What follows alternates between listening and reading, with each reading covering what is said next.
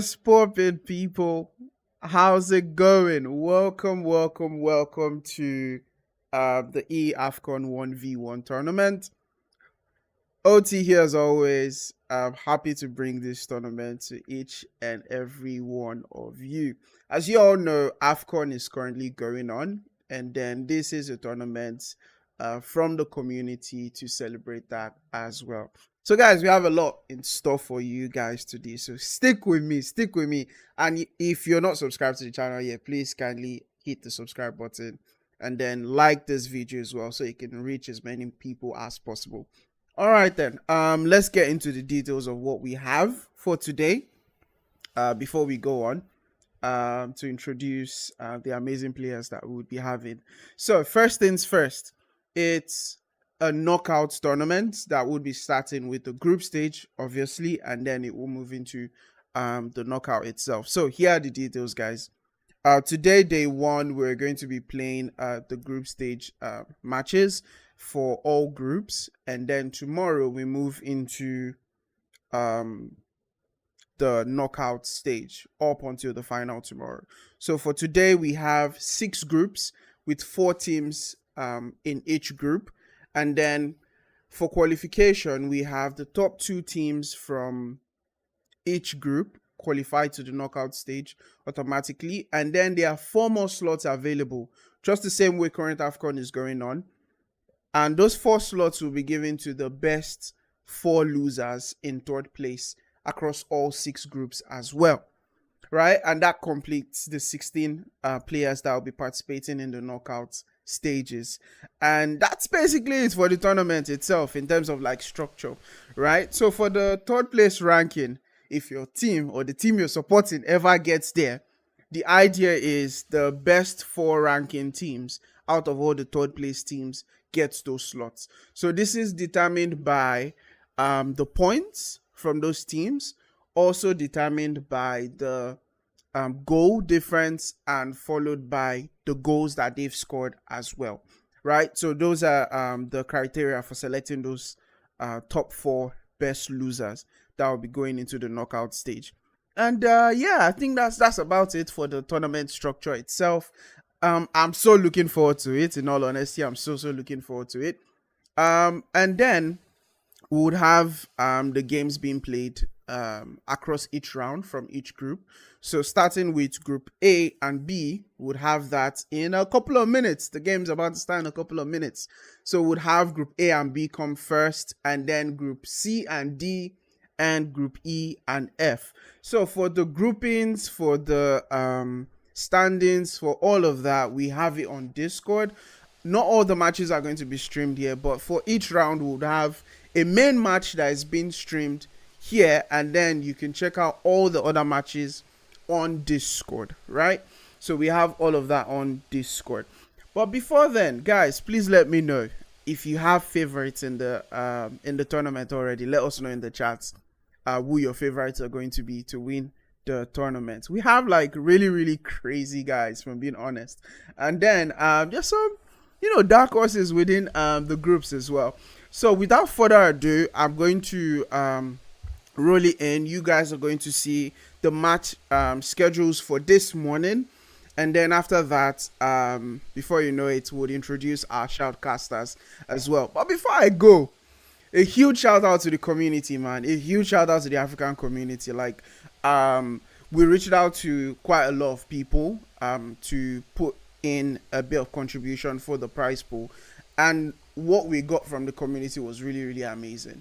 We got a lot of people contributing to the community. Shout out to everyone that contributed within the community itself. We wouldn't be doing this if you did not do that. So thank you guys so much.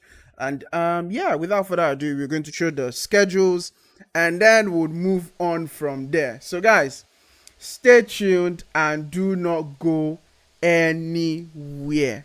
See ya in a bit.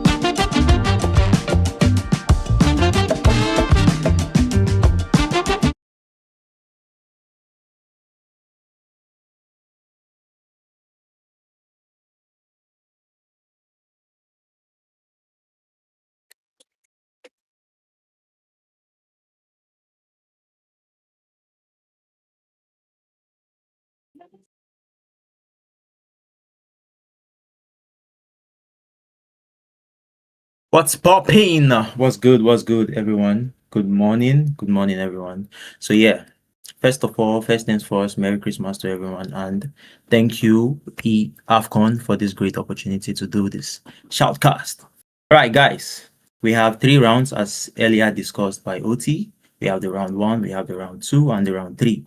So we'll kickstart with the early rounds, which is the round 1. The first match we'll be having is, of course, South Africa versus Angola. And it would be Andy Swag versus Gabigo G69. That's his name. So yeah, I haven't seen these guys played before, but I've heard amazing things about them. So most definitely, we should look forward to an amazing performance from these 2 guys. So yeah, in the comment section, guys, let's know how you guys feel about this particular fixture, and we dive in.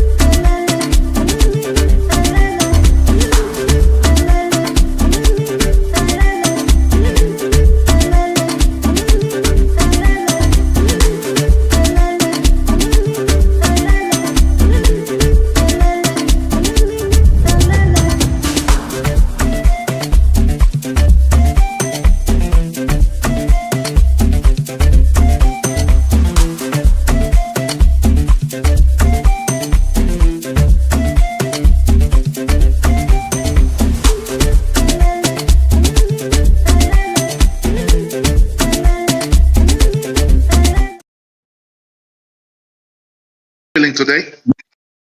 Sorry? How are you feeling today, my brother? I'm feeling good. I'm feeling good, feeling excited. And you? Okay, amazing, amazing. Just let us know something. How is it for you to represent your country in this amazing competition, massive for our continent? Um, it's a great opportunity and a great honor because I wasn't sure I was going to be chosen. So when I saw my name there, I was like, oh wow. So it's a very big opportunity for me. As we all know, within the African context, we don't have a lot of Africans doing great things. That okay, how do I say this? Like we have great African players, but they're not able to showcase their skills and their values to the community, to the world at large. So it's very difficult. So when the opportunity came for me and to me, I'm like, I'm going to take it. So I feel greatly honored to be part of this. Okay, amazing. So, your thoughts about the match today? You think it will be a open game, tight game? What are your thoughts? Well, Gabby has been my arch rival for a long time. He has no weaknesses. The game is definitely going to be very tight.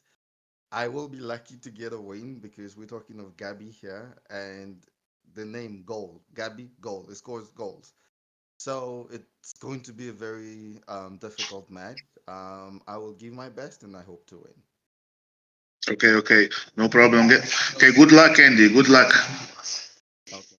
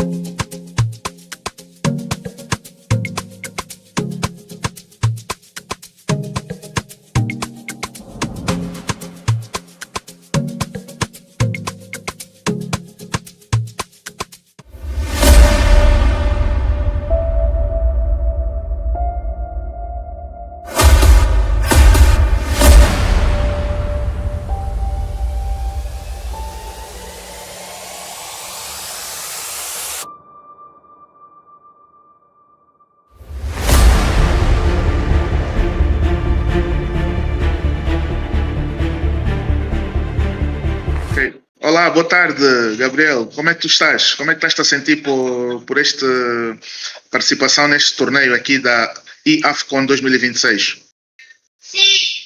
Boa tarde, boa tarde, boa tarde. Pá.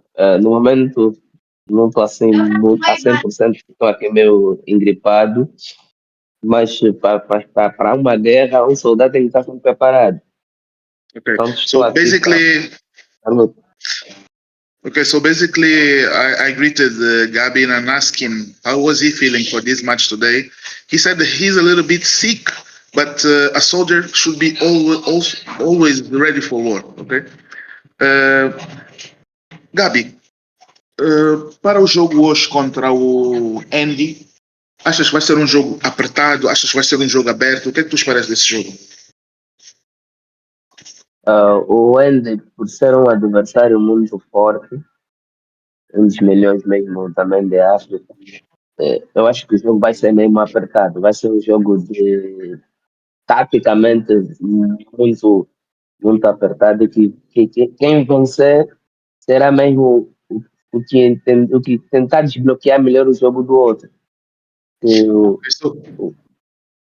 O jogar da forma mais inteligente possível para não perder pontos, para sair vitorioso. okay. So basically, I asked Gabi for the strategy for this game, and he says that Andy is one of the best players in Africa, so it's gonna be a tight game probably. And yeah, he has to be smart and use the best strategy to take points at least for this match. And much respect for Andy, and yeah, he's ready for war. Ok, boa sorte, Gabi, boa sorte. E tens aí a inspiração no colo. Boa sorte. Good luck. Good luck. Obrigado. Vai tudo correr Yes, thank bem. you. Vou lhe dar o telefone para ele ficar aqui descontrair um pouco, senão está assim meio chateado, não vai me chatear um pouco no jogo. Okay, Então vou okay, querer no passar problem. como vai. Okay, see you, Gabi. Good luck.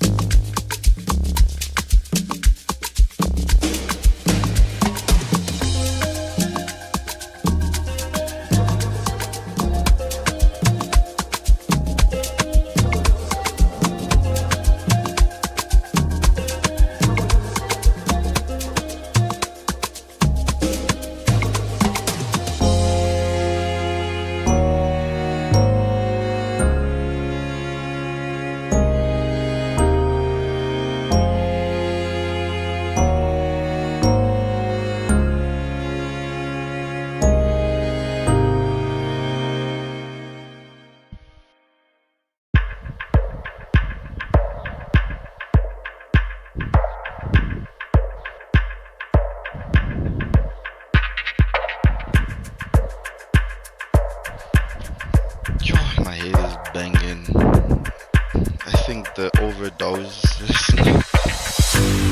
Oh, it's making my head spin.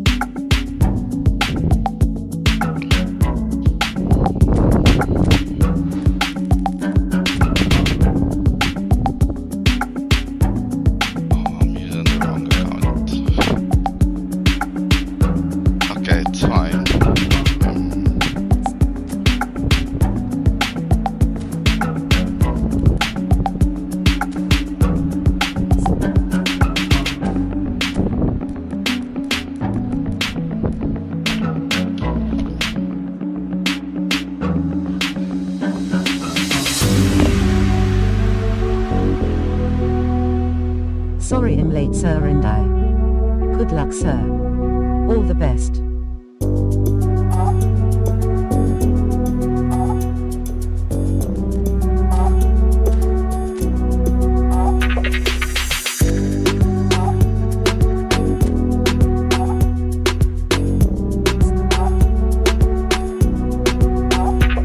You are eating by one cake in it.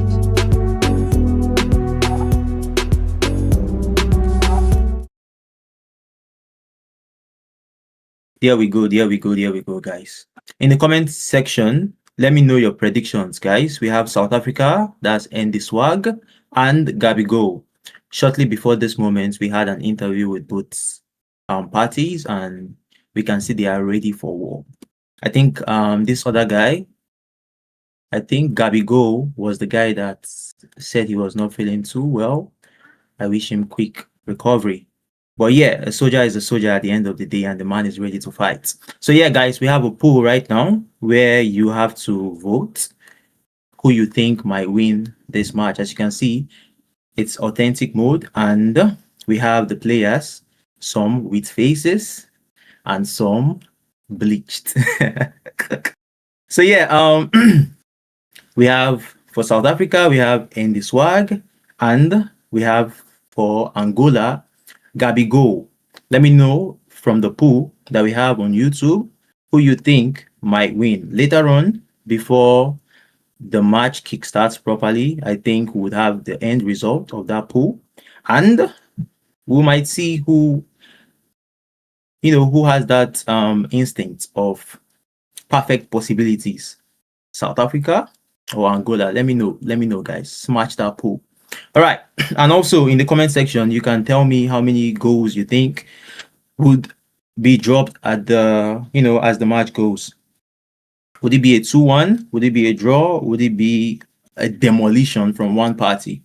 Let me know, guys. Let me know. Angola and South Africa.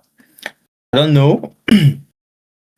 But these are like two amazing countries. I don't know if they have won the AFCON in real life before, but I know when it comes to the AFCON, we have Egypt doing amazingly. Egypt, I think they are the forefathers when it comes to real life AFCON. And we're going to get to that match, of course, later on, where we have Osama Said representing Egypt. But in real life, we have them winning 7 times. From 2006 to 2010, 3 times in a row, which is amazing to see. All right, the match is here, guys. Let's go. I like the possession momentum from the Bafanas. What an interception, man. What an Guys, it's just 4 minutes. It's just 4 minutes, guys. It's just 4 minutes, and Gabi Go has dropped a goal. A masterclass, in my opinion. Let's see what the Bafana can do, guys. I think they are just, getting into the situation, getting into the whole thing. Slowly, but of course, surely. Everybody is used to, players like Nemasito, the double touches, the test councils, those good stuffs. All right, quick, amazing passes, the 1-2. Nice interception from Angola. Angola is really locked in, guys. Let's see how this goes. We have some names I cannot pronounce, but of course we will proceed. Nice fake.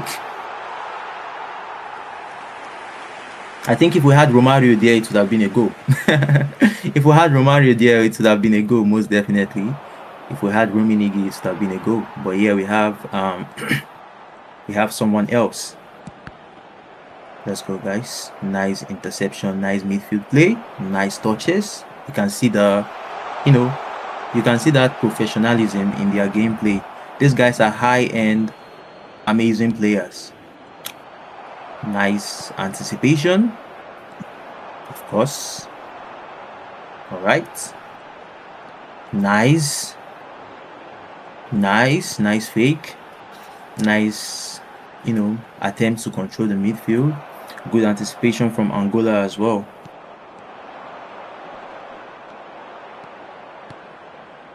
Okay. Okay. Perfection.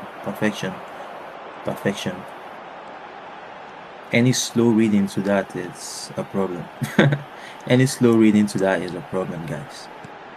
Hope you guys have dropped your votes already, because this match, I know, this match, the first goal came in the 4th minute. Let me know in the comment section if what you voted is in line with what the game is giving to us right now. Let me know, guys, because this is an amazing fixture. And you guys notice, yeah, all these matches are, together.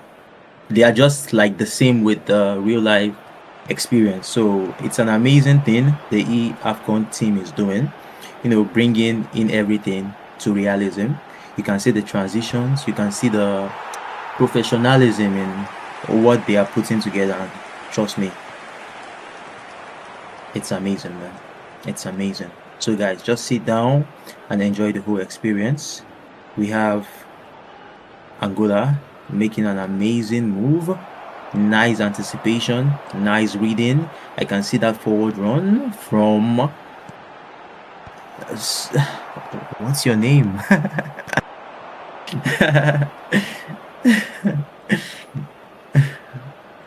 All right, so we have Clinton Mata losing the possession there, and can we have an equalizer? Almost, and we have a penalty, guys. So yeah, we have a penalty. So would it happen?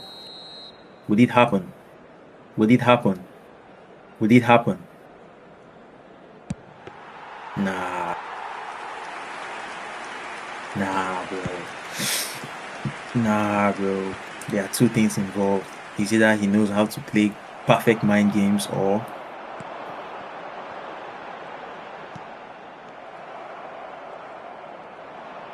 can we get that through ball? The patience is unmatched.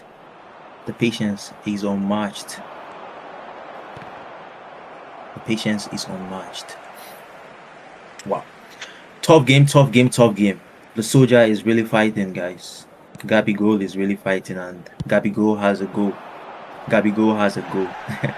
Let's go. Can we get that? Okay.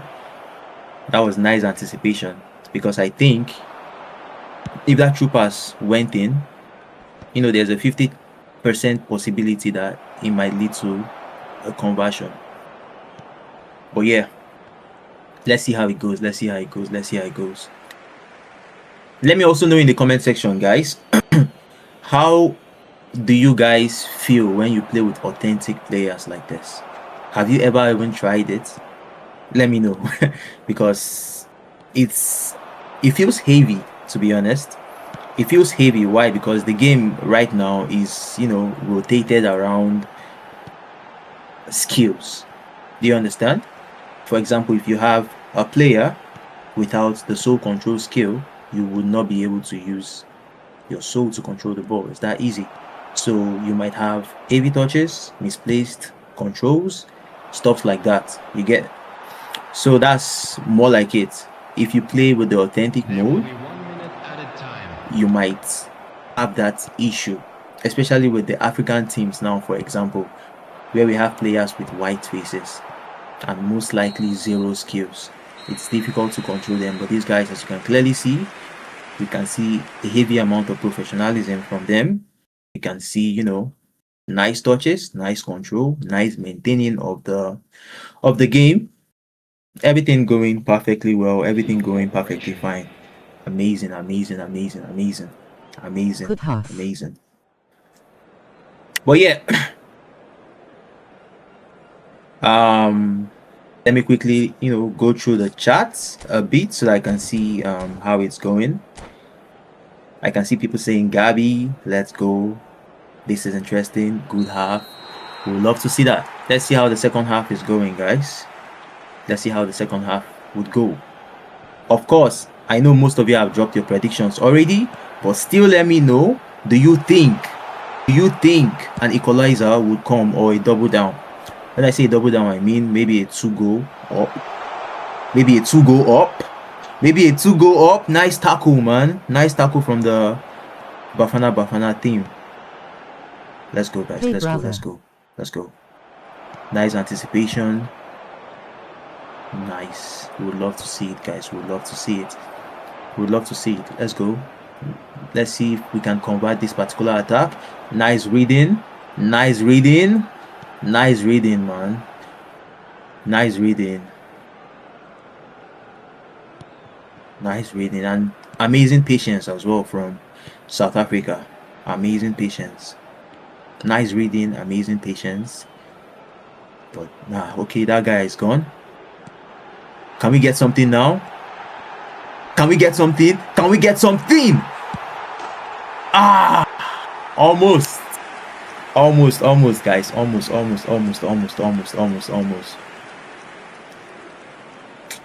In real life, South Africa won their AFCON. I think they have just one, but I think they won theirs as far back as 1996. I can't really remember when exactly the AFCON started, but as far back as 1996, South Africa won their AFCON in real life. So yeah, let's anticipate. Let's anticipate a push. Do you understand? Let's anticipate a push, guys. Let's anticipate a push from there.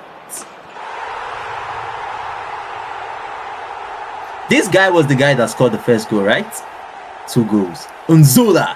I think this is a name that we might actually want to remember in the competition, guys. Unzola has phenomenal finishing and bullet header. Forget the white face. He has phenomenal finishing and bullet header, guys. Forget the white face. Unzola is a name to remember. And the good thing is, Gabigol! Unzola! Guys, sell your Ruminigi. Unzola is here. Sell your Ruminigi. Friendly advice. Sell your Rumi. Sell your Eto. Unzola is in the house, guys. Sell your Eto. Let me see. Okay, Unzola has he's 90 rated and he has a face. All right. Quite decent. Quite decent.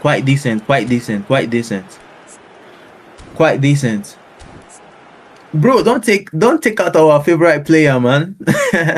Gabigol, leave Unzola for us. Unzola is the guy for the team. Unzola is the guy for the community right now. Let's see if the next match, that's the next fixture that we'll be having, is Mali versus Morocco. Let's see if we're gonna have a new favorite. But right now, I think Unzola is the guy. Let me know in the comment section, yeah? How many goals do you think Unzola is going to score at the end of this tournament? And how far do you think Unzola can take Angola? Angola. Nice. How far do you think Unzola can take Angola in the competition? Let me know in the comment section, guys. Let me know in the comment section. I saw someone in the chat saying, "Oh, my sweet Ghana." Yeah.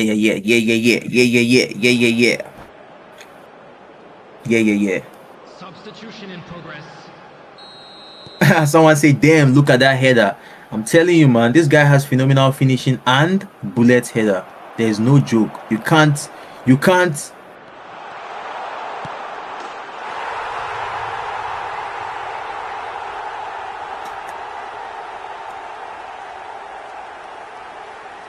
I have to check something. Gabigol, Division 1, highest rank, 20 worldwide. That is his highest rank. And based on what he gave us, he has won several international tournaments in the past. Top 20. Amazing, man. Amazing,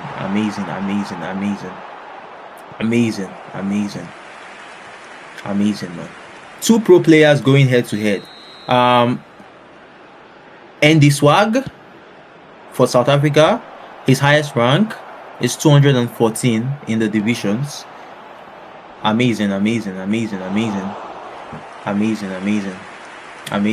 can see that clash, but damn.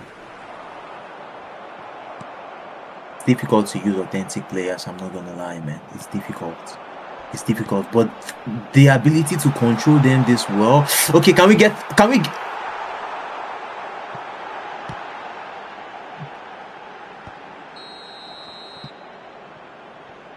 He saved the penalty, and he makes this kind of saves. Guys, sell your Van der Sar. Sell your Van der Sar. Sell your Van der Sar. Sell your Van der Sar. Van der Sar is not this clutched. I can promise you he's not this clutched. Let's go. Can we? All right. Nice interception. Nice interception. Make your runs now. Make your runs. Is that guy a fox in the box?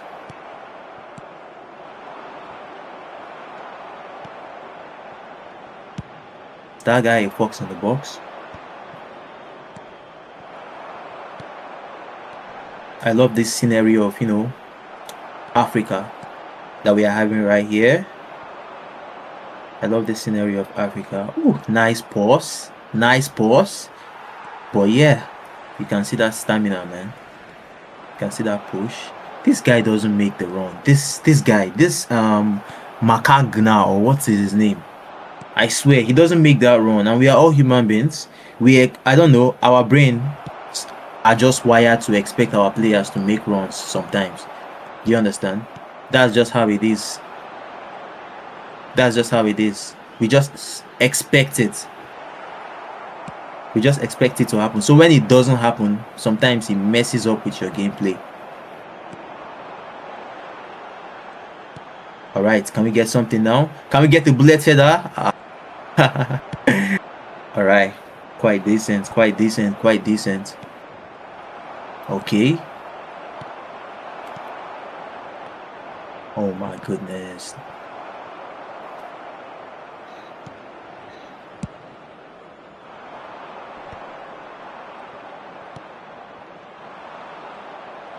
Nice interception over there.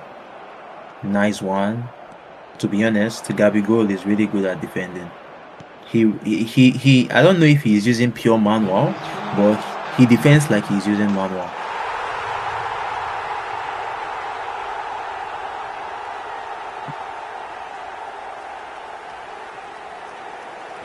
The heat is heavy, guys. The heat is heavy, guys. The heat is heavy, guys. The heat is heavy. We can see some tactical switches from Andy Swag. Let's see how productive this can be. At least let's snatch a goal. All right. All right. All right. I think maybe it's a forward overload. The forward overload might give us a goal, guys. Let's see how this goes. Let's see how this goes. Number 17 coming on the field is number 12. Substitution. Let's see how this goes.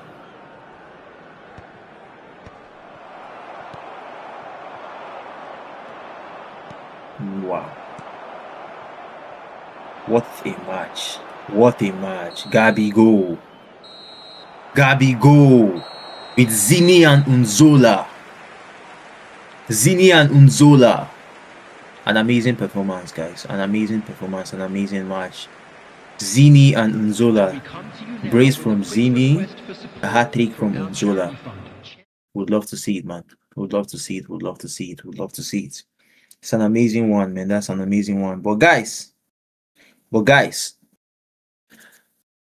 Angola 6 shots, 6 on targets. South Africa 7 shots, 4 on targets. Bro, all I can say is as I said earlier, Angola made 4 saves with the goalkeeper. I told you earlier on, sell your distance. Sell your Van der Sar. 6 shots, 6 on targets, accuracy, conversion rates 100%. That's amazing to see from Gabigol. South Africa kept the most of the possession. Angola kept less, but their conversion was epic. All right, so let's see how it goes, man. Let's see how it goes, man. This is amazing. That's all I can say. This is amazing, man.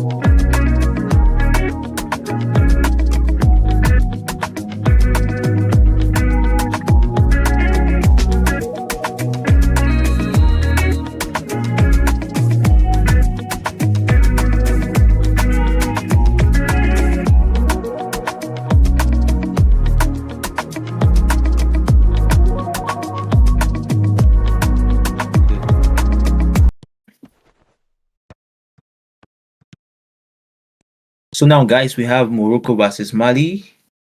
We have Mali, that's the Helium Galactic, versus Morocco, that's PS Freestyle.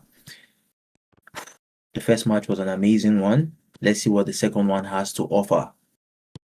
Beautiful 1-2 passes. Guys, one thing about this game, one thing about this game that I know for sure is this. One thing about this game that I know for sure is this. Amazing true pass, guys. An amazing true pass. An amazing true pass. An amazing true pass. An amazing true pass. An amazing true pass.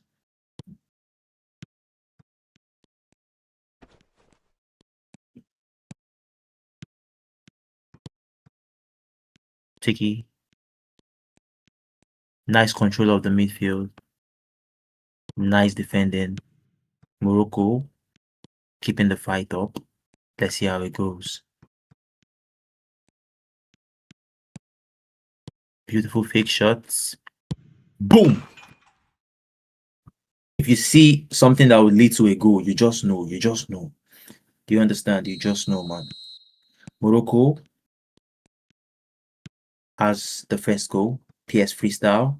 Freestyling with the councils. Sharp fake councils, man. But guys, as usual, we have we have a pool as well. The Mali versus the Morocco. So let me know in the pool, what team do you guys think would win? Let me know in the pool, what team do you guys think would win?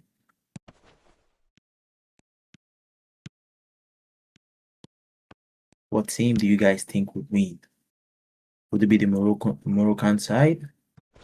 Would it be the Malian side? But then this is a beautiful match. I'm not gonna lie to you. The passes are precise. The passes are precise. You can see that professionalism from both players. The passes are precise. The fakes, everybody is dropping fakes, kick fakes, kick fakes, kick fakes. You would love to see it, man.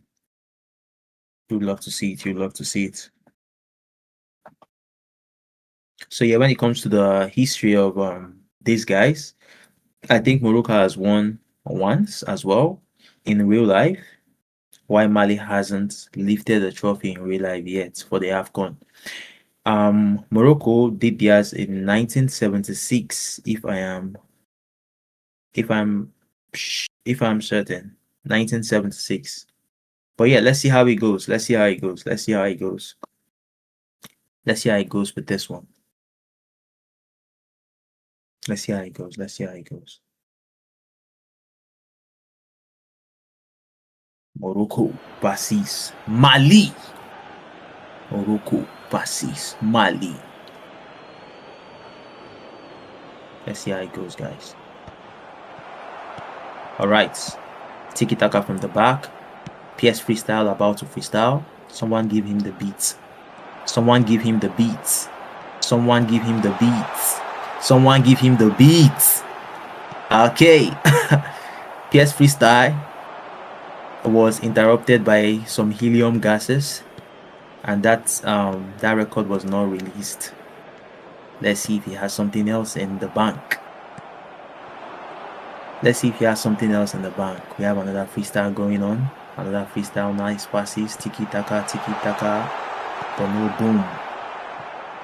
The helium gases were coordinated. All right. We have a nice tiki taka from the helium side. When I say the helium side, you know I'm talking about them.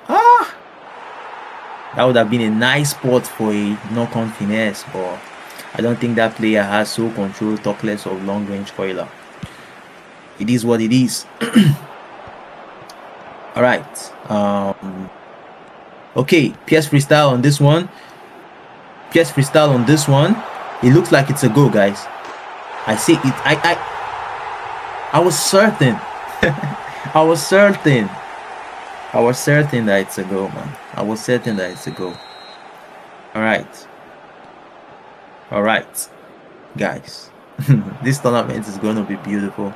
Like, it's already beautiful, but trust me, most of these matches that we are watching right now, there is a reason why they are highlighted matches.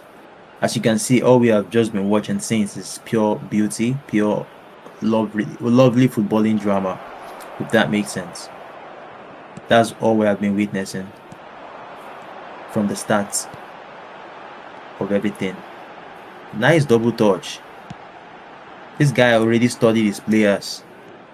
He knows the players that that can pull off level 2 double touch. That let's go. Ooh, almost for a double touch and immediate kick, man. Almost. We all know the conversion rate of that particular skill is quite very high. A double touch and bang. Half double touch and bang. Can we get a cross and get a bullet header? Almost. What a line clearance, man. What a line clearance. Oh my goodness. Look at that tight possession. Guys, what happened? This is beauty. This is beauty. I promise you this will be a goal. Ha, Konami. Nah, that was beautiful, man. I would have actually loved it if it happened.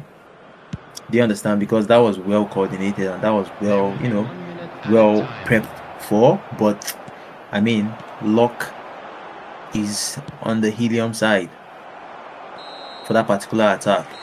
The first half is wrapping up 2-0. Would love to see it. The first half is wrapping up 2-0. An intense match. We don't know what might happen, but just maybe we might have a comeback. Do you understand? Maybe we might have a comeback. Let me know in the chat, guys. Let me know in the comment section. Do you guys think it's possible to have a comeback? How do you guys rate the defensive abilities of the PS Freestyle guy? That's the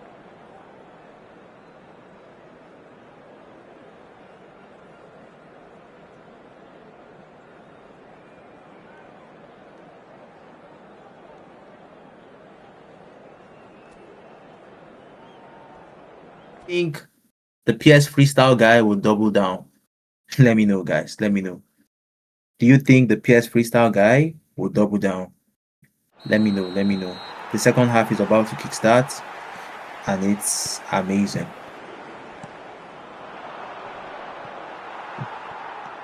Someone is saying the 1-2s are nothing but fantastic.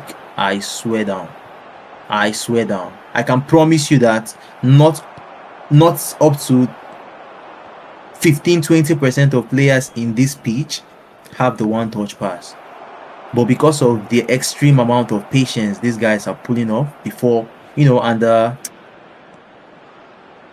extreme amount of patience and that professionalism in their gameplay, that's why you can see the beauty in what they are cooking. Do you understand? Lovely. Nice defending. You see the passes here? They are not rushed. If we had that new feature, that new feature we have in eFootball right now, the advice feature, if we had that, I think we would have gotten a lot of compliments. In this game. Things like you have eyes everywhere, and we would of course sack the other guy giving that the other guy that always drops the negative compliments. Of course we would have sacked him already, but the coach would have been saying some nice stuffs, I swear. Oh my goodness, you have eyes everywhere. But why did he lose orientation though? Why did that player lose orientation? This match is a tough match, man. I'm not gonna lie. Woo! Look at that beauty, man. No rush passes. You make your turns. Nice reading. He was anticipating that thing. He was like, if you turn finish, if you freestyle finish, you would still pass the ball through this particular place, and I'm going to be waiting for you. That's exactly what he was saying, and he did it. Oh my goodness. The anticipation is unreal, man. Can we get it? Can we get it?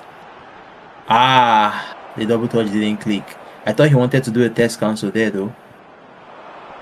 The double touch didn't click. Alright. The 1-2 passes are beautiful, man. The 1-2 passes are beautiful. The 1-2 passes are beautiful, guys. The 1-2 passes are beautiful. Alright.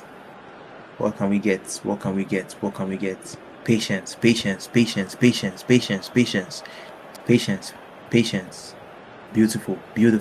Beautiful. Ah! Nice reading, man. Nice reading. You can't make that up. Boom! Yeah, it was a bit slow. You can't make that up, guys. You can't make that up. That's amazing. 2-0, 71 minutes. Whew. It's tough, man. Fresh legs from the Malian sides. I'm not seeing a lot of changes, but I think it's something that we should be seeing.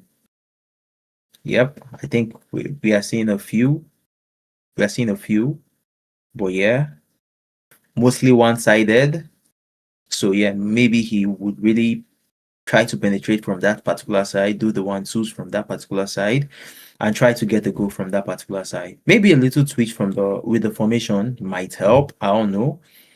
Maybe that might help because, of course, changing of formation most of the times would, of course, win you games. Switching tactics most of the times would, of course, win you games because you can be an amazing player, but you see that particular middle that you're trying to pass through, maybe it's just being blocked. Maybe the guy is using 2 defenders and anchoring in that particular middle that you are trying to penetrate. So 3 people focused on stopping your 2 strikers.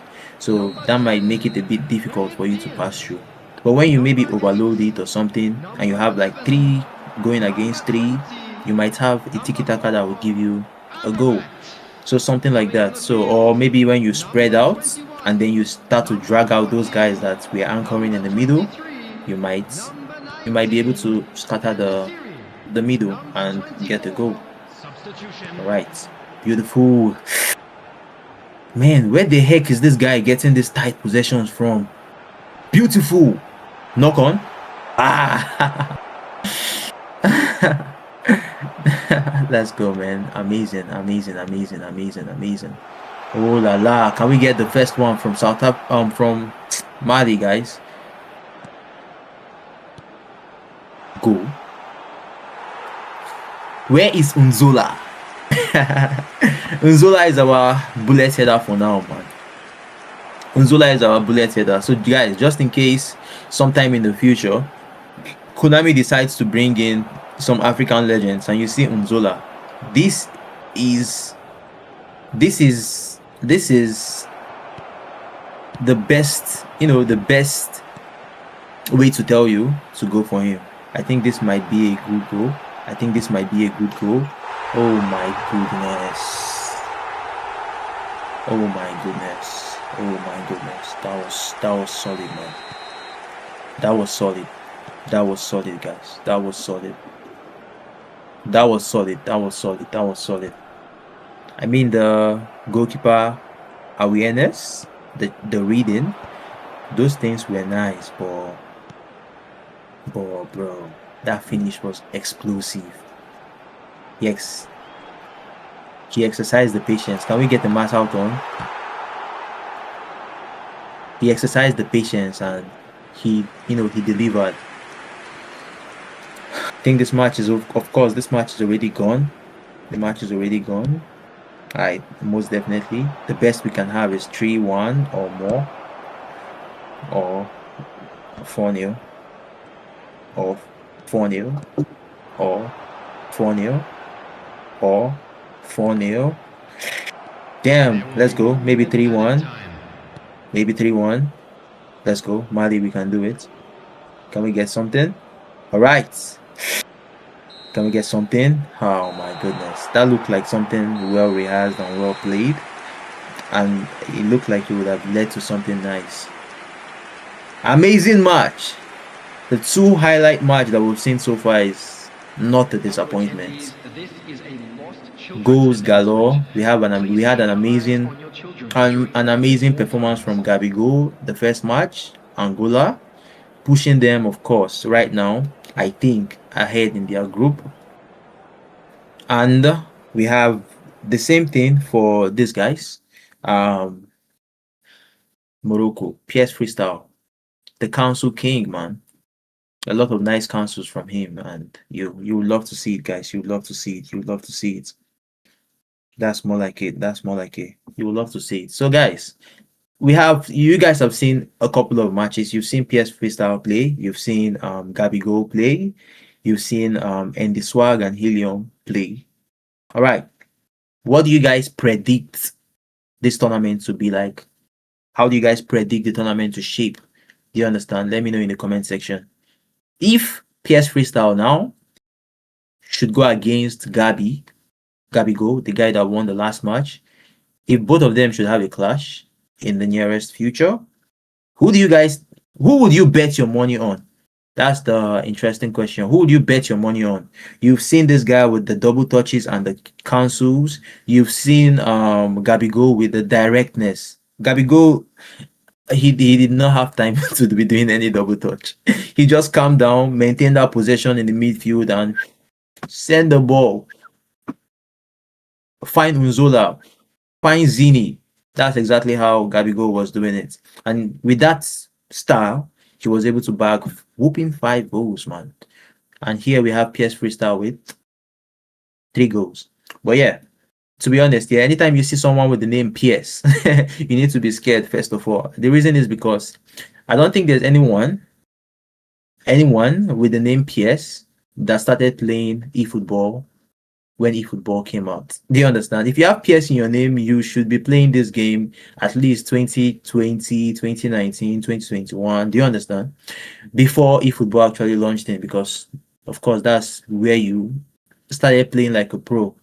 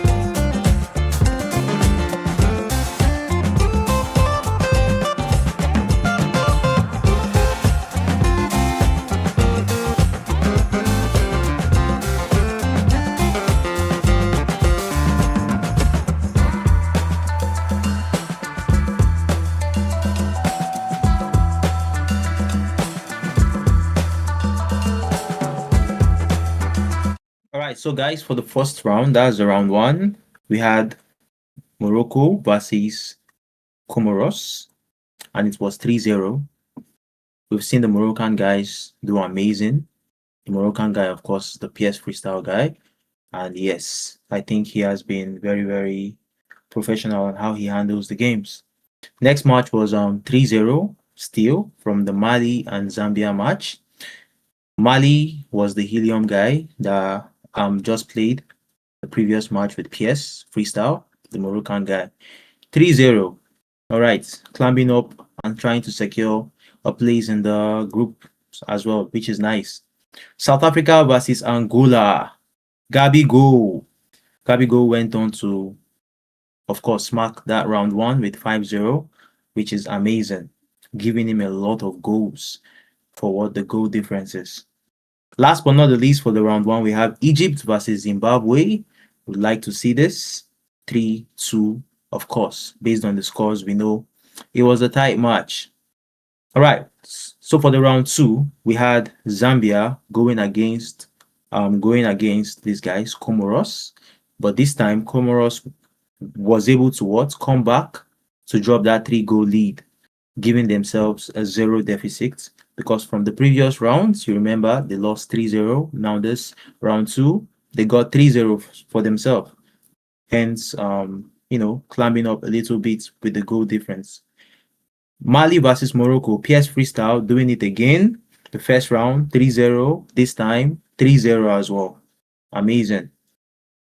Next match was Angola, Gabigol, 4-0. First round, 5-0. Second round, 4-0. Total 9 goals for this guy. 9 goals for this guy. Gabigol, cooking, man. Last but not the least, Egypt. Egypt says, no be only you go shine, my guy. Me self, I sabi drop 9 goals total. So yes, Egypt was able to smack 6 goals against South Africa. That simply means 6 goals for Egypt. When I say Egypt, I mean Osama Zaid, that's his name, against South Africa. And on the first round, rather, he was able to bag 3 goals. That is in total 9 goals, but Zimbabwe scored 2 goals against him. So goal difference, of course, 7. We've played a total of 8 matches from both rounds, and now, of course, we're pushing to the 3rd round. Let me know in the comment section how excited are you guys about this, and who exactly do you think would actually win everything at the end of the day? That's one. Secondly, which clash would you love to see? Most likely tomorrow, I guess, or maybe today. Which clash would you like to see? Let me know, guys. Let me know. Which clash would you like to see? Me personally, if you ask me, I would love to see Gabi go against PS Freestyle. I would like to see Gabi go against PS Freestyle. Yep. And yeah, of course, I would like to see a match that has the guys with the highest goals in this in the tables right now. We have Angola, we have Egypt, and we have Morocco pumping up a lot of goals. So yes, I would like to see a match between these guys. Do you understand? And yeah, let me tell you guys something. Lucky for us, the next match would be Egypt versus Angola. So yes, Egypt has a total of 7 goals, and Angola has a total of Angola has a total of what are they calling it? A total of 9 goals. So yes, this particular match is so important because it's the battle for the top of the group.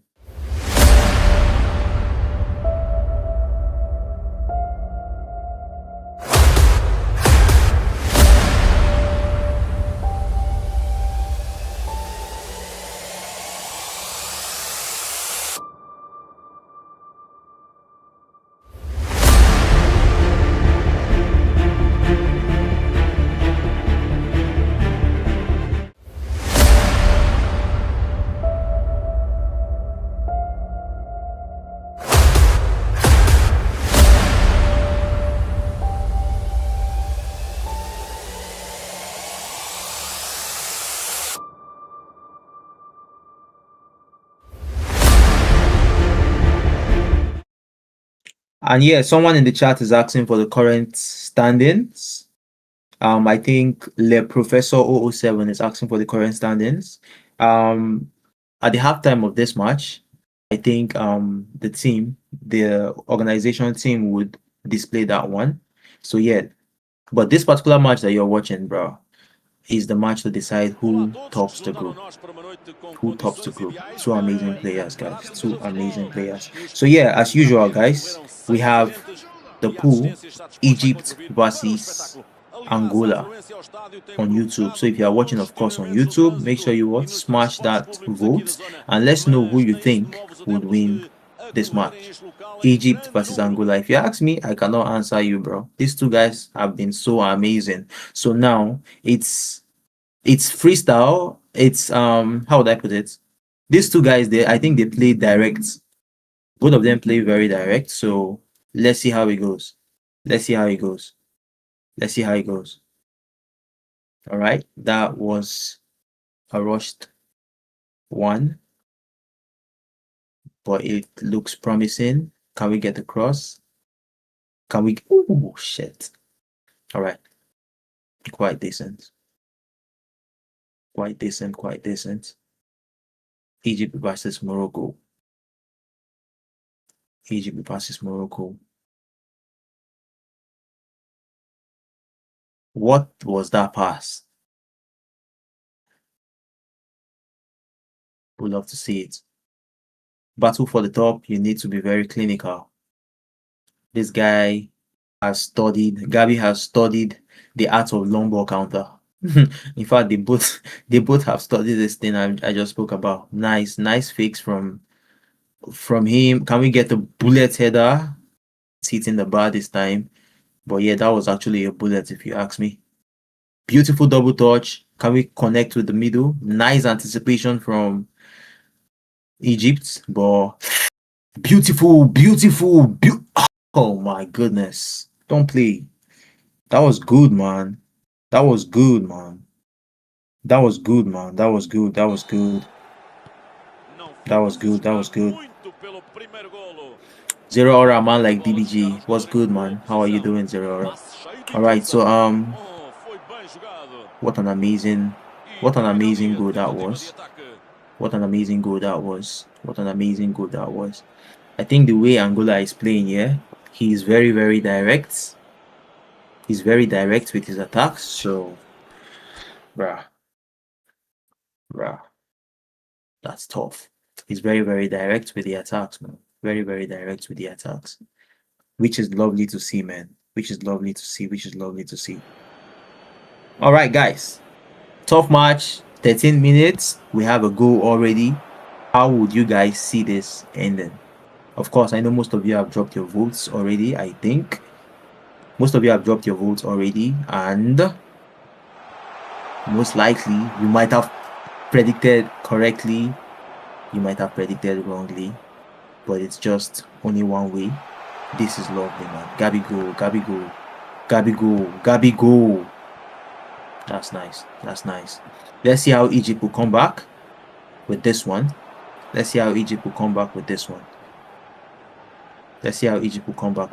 And guys, you know, if you remember at the beginning of of the matches, Angola was interviewed by, I think, Ricardo, I guess, and he was saying something like he was not feeling so strong, and with that strength he is punishing everybody. That shows you the amount of the manner of player this guy is. He's really, really amazing, if you ask me, man. Really, really amazing. If you watch the way he goes with the passes, watch the way he goes with the shots, everything not rushed, everything direct. He gives those crosses when it is necessary, not just spam it. Making his reads accurately, defending amazingly. That would have been a good one, but it is what it is. That would have been a good one, but it is what it is. It's a certain striker decided to stay up the position. All right, so let's see how it goes. If we can get another goal from the Angolan side, lovely. Lovely. Lovely. Lovely. Lovely.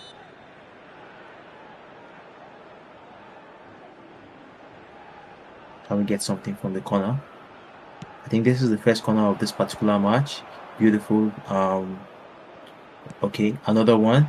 Zoom! I was somehow convinced. I was somehow convinced that this would actually happen, man. This guy is a pure bullet header. This Unzola of a guy. He's a pure bullet header, man. Sell your room, Inigi, I'm telling you. He has scored at least 3 headers in this tournament so far. So don't play, man. Don't play. Don't play, man. Unzola! Don't give Unzola the chance. He's going to punish you. That's for a fact. If you give Unzola the space to punish, he would punish.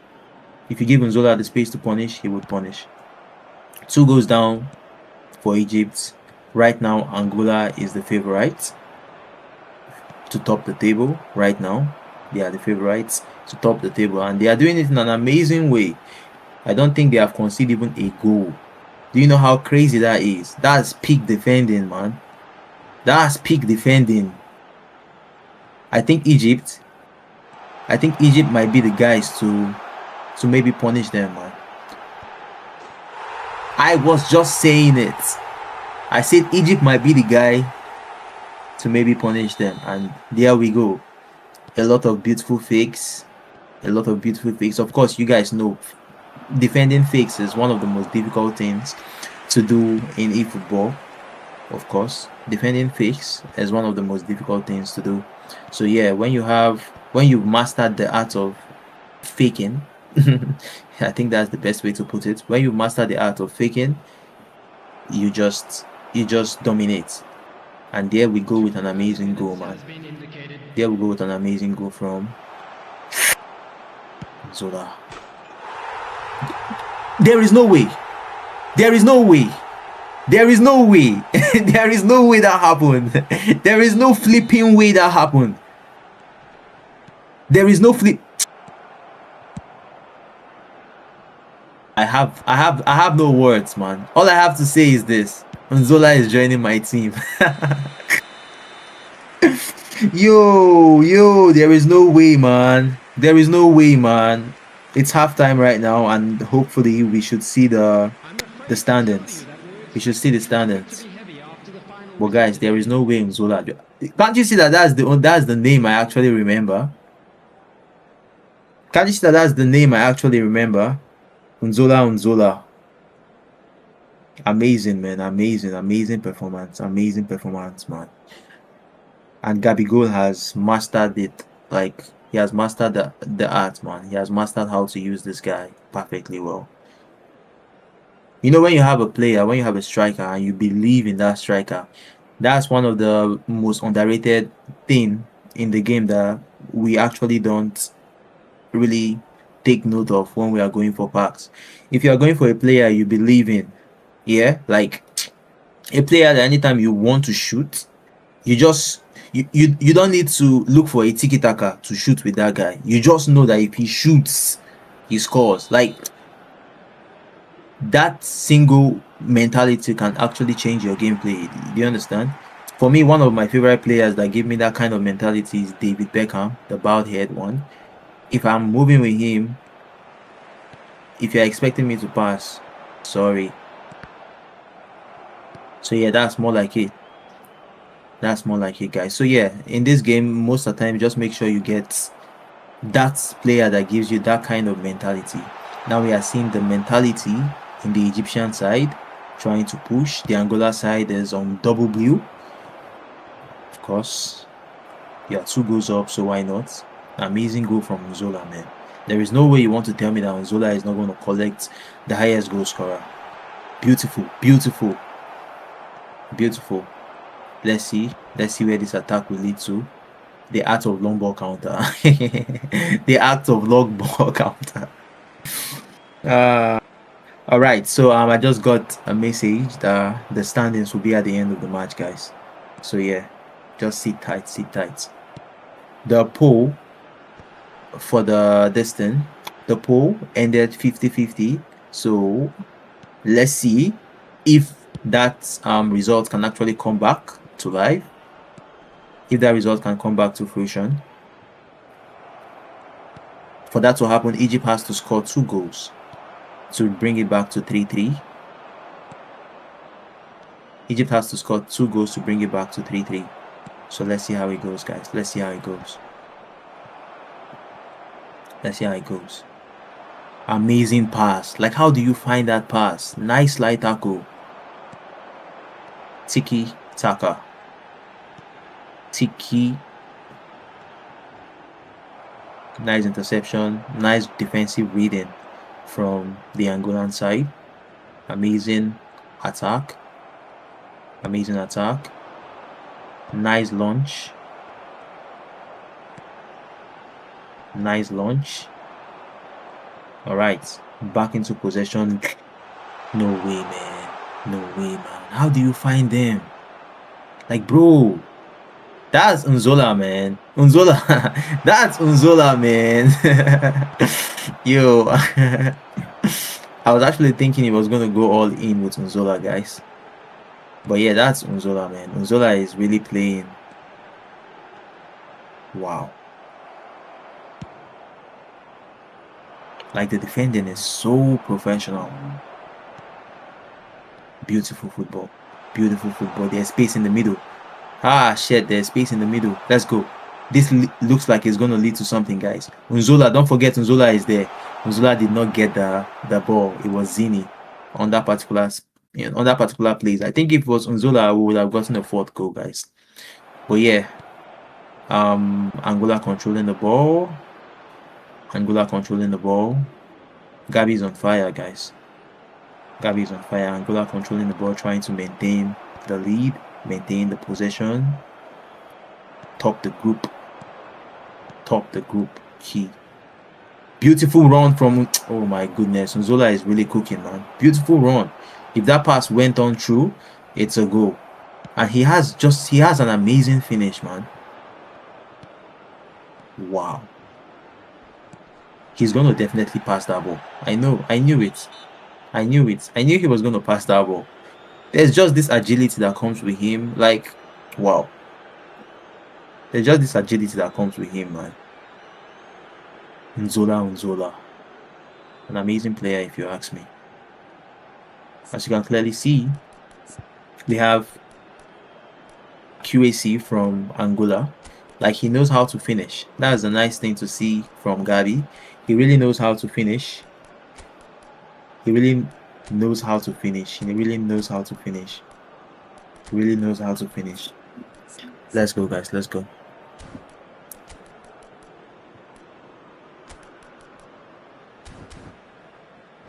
Let's go. All right, so let's see what we have here with the free kick. Unzola might be taking this one.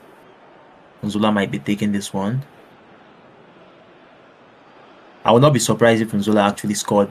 If Unzola actually scores this one, that would be the climax. That would just make him my favorite player of the tournament. If he's not already my favorite player of the tournament, guys. Let's see how it goes.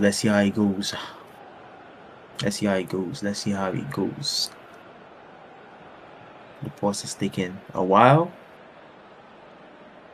But yeah, I think the Egyptian guy might be cooking. Osama Said. Let's go, man. Let's go, guys.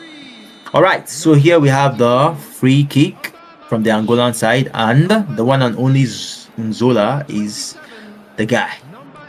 Almost see white faces, bro. Let's go. Okay, Unzola is not taking it. Okay, it's a paired free kick, maybe a layup. Let's see. Goalkeeper also moving. Alright. Oh my goodness. Is that going to be a big mistake that Gabi? Ooh la la. Weighted pass needed. Weighted pass not found. Beautiful. Oh, you love to see it, man. Chico Banza. with the ball. Zini trying to find Unzola. Almost. Nice interception. Nice interception from the Egyptian side. Another interception. Now they are not in possession anymore. All right, so the Egyptian guys are pushing. Do we have something? Nice, defense. Everything on point. Freddy winning the ball. You would love to see it. We have Chico Banza on that side, really dominating on that particular wing. He's most likely a prolific winger, I guess, because you can always find him there. Always find him hogging that touchline. And of course, doing an amazing job. Trying to connect the play and trying to hit the guys in the middle. Like Unzola, man. That would have been a nice one. Nice defense. Time wrapping up. The game looks like it's almost over. Can we get another goal just to remove the flipping deficit? Yes. Egypt with a goal. You would love to see it, man. 3-2 doesn't look bad. But if you ask me, I think the game is over. Yes, the game is over. 3-2. Nice. Angola kept it up. 5 goals. 5 shots, 5 on target. You would love to see it, man. 5 shots, 5 on target. Converted 3. Man of the match, as expected, Unzola. Don't play Unzola. That's the name that you guys need to know as you move on in this tournament, man. Unzola. Amazing. I'll really go and watch this guy's highlights, man. Like, I want to know more about him because, bro, what is this strength? What is this finishing?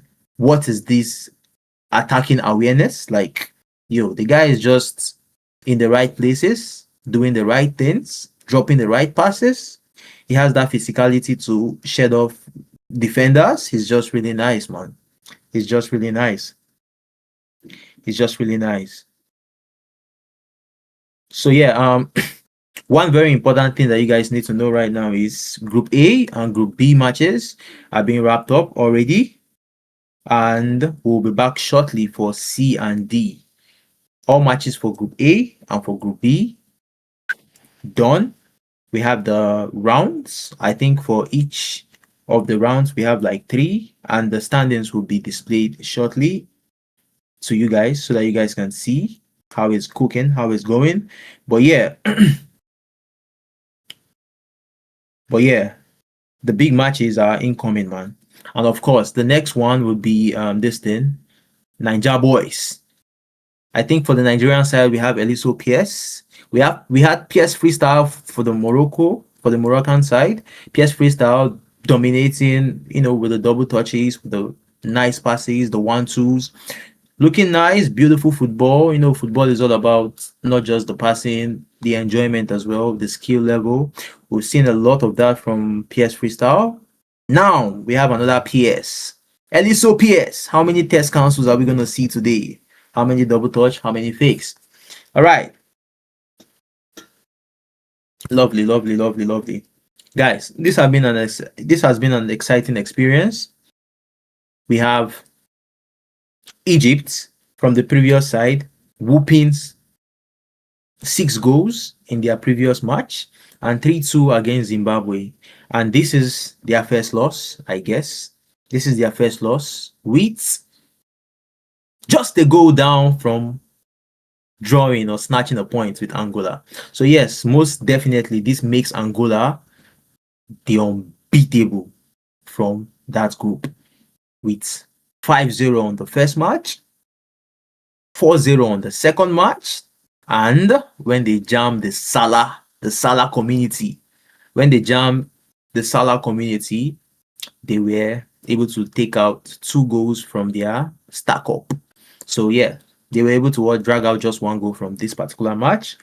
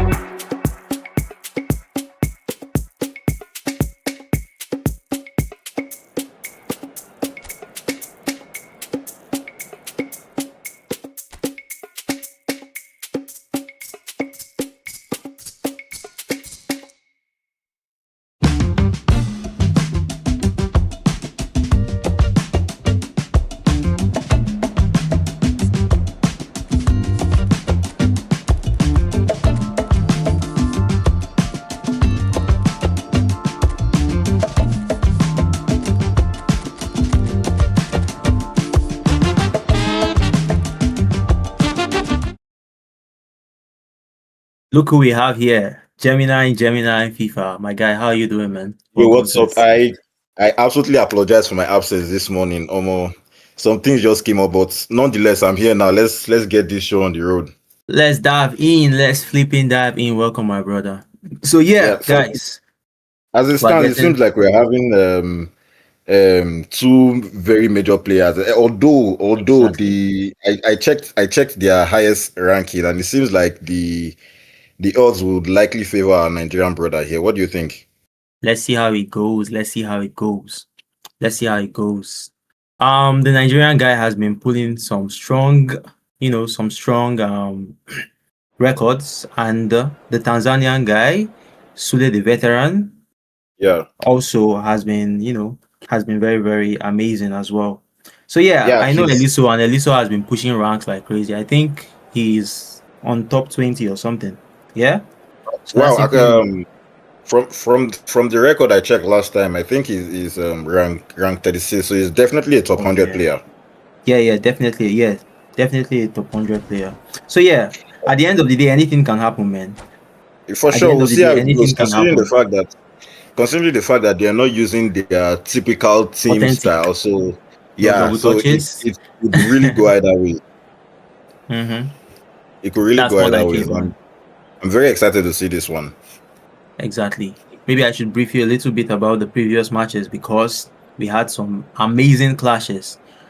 From the beginning, we had Andy Swag from South Yeah. Africa and we had Angola. That's Gabigo. Okay. To be honest, Gabigo, the Angola guy, he has this Yeah. particular player that has been very impressive, Unzula. The chat will Mm. already know this one, Unzula. Unzula, I think he might have bagged the hat trick already in a In match. that match, No, wow. I can't be for certain because we have, they all played 3 matches, but we streamed just 2, so I was able to watch 2. But I'm very sure that that guy, that Unzola, is topping the chart when it comes to goal scorers in the thing right now. Wow. Next match, Mali, That's Morocco, and now we have this one. Let's see how it yeah, goes, man. that sounds really intense. So Yes, what would you say about the group table? What's the standing looking like now? the standing it's tough. That's one way to describe it. It's tough. Yeah, For this is what you would the expect from when you have so many top pro players, players pushing up, going yeah. against each other. Exactly. That's a beautiful counter. That's a beautiful counter right there. Let's see how it cooks. Tanzania versus Nigeria, guys. Let's see how it cooks. So for the standings, we saw Morocco topping it, and Morocco Okay. is carried by PS Freestyle. PS Freestyle was really good. Oh, He knows how that's to fake a lot. He know how to drop that composure and give those double touches. yeah, Double touches, fakes. those skill moves is something that is Half really, really difficult to defend against. exactly. Yeah. One time, is he on the Yeah. offside run I already? think it's us. That's That was a very very good close. defending. Very good Exactly. defending. Good anticipation. Yeah. Let's see how it goes. Oh my Oh, this should goodness. be a goal.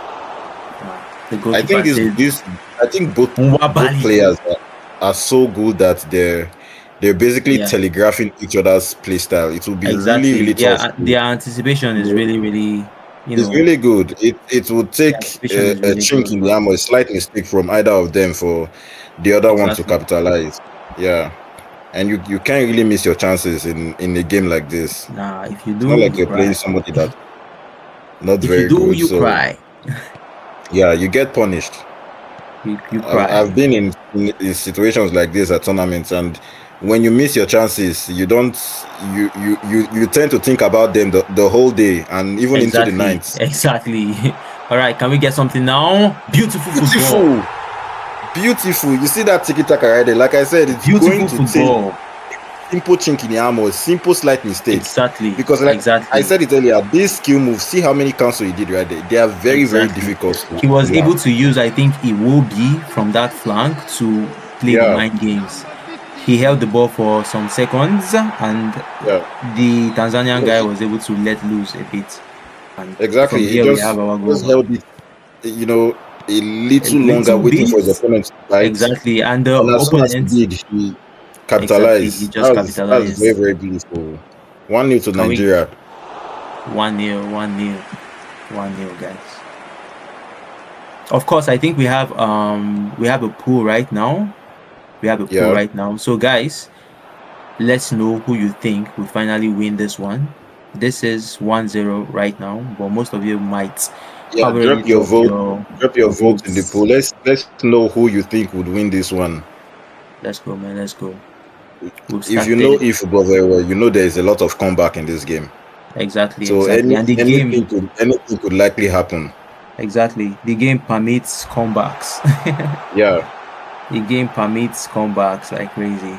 This guy cancels a lot. He'll cancel Exactly, again. at least so. And canceling is very This guy good. cancels a lot. He's going to be a problem. I could tell already. Exactly. And not Eliso, just in right? this match alone. Going forward, his other matches, I feel like his opponents I would think have to be the toes. we have 2 matches from him, so yet to be played. Oh my goodness! Can you see that particular cancel? That was I'm telling you. severe pro level cancel, man. Yeah. All right, let's see.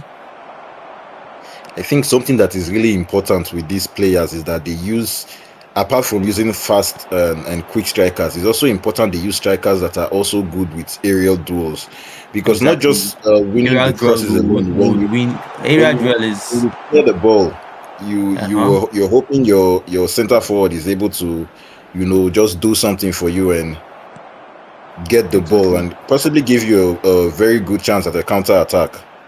Aerial duel is very, very important, man.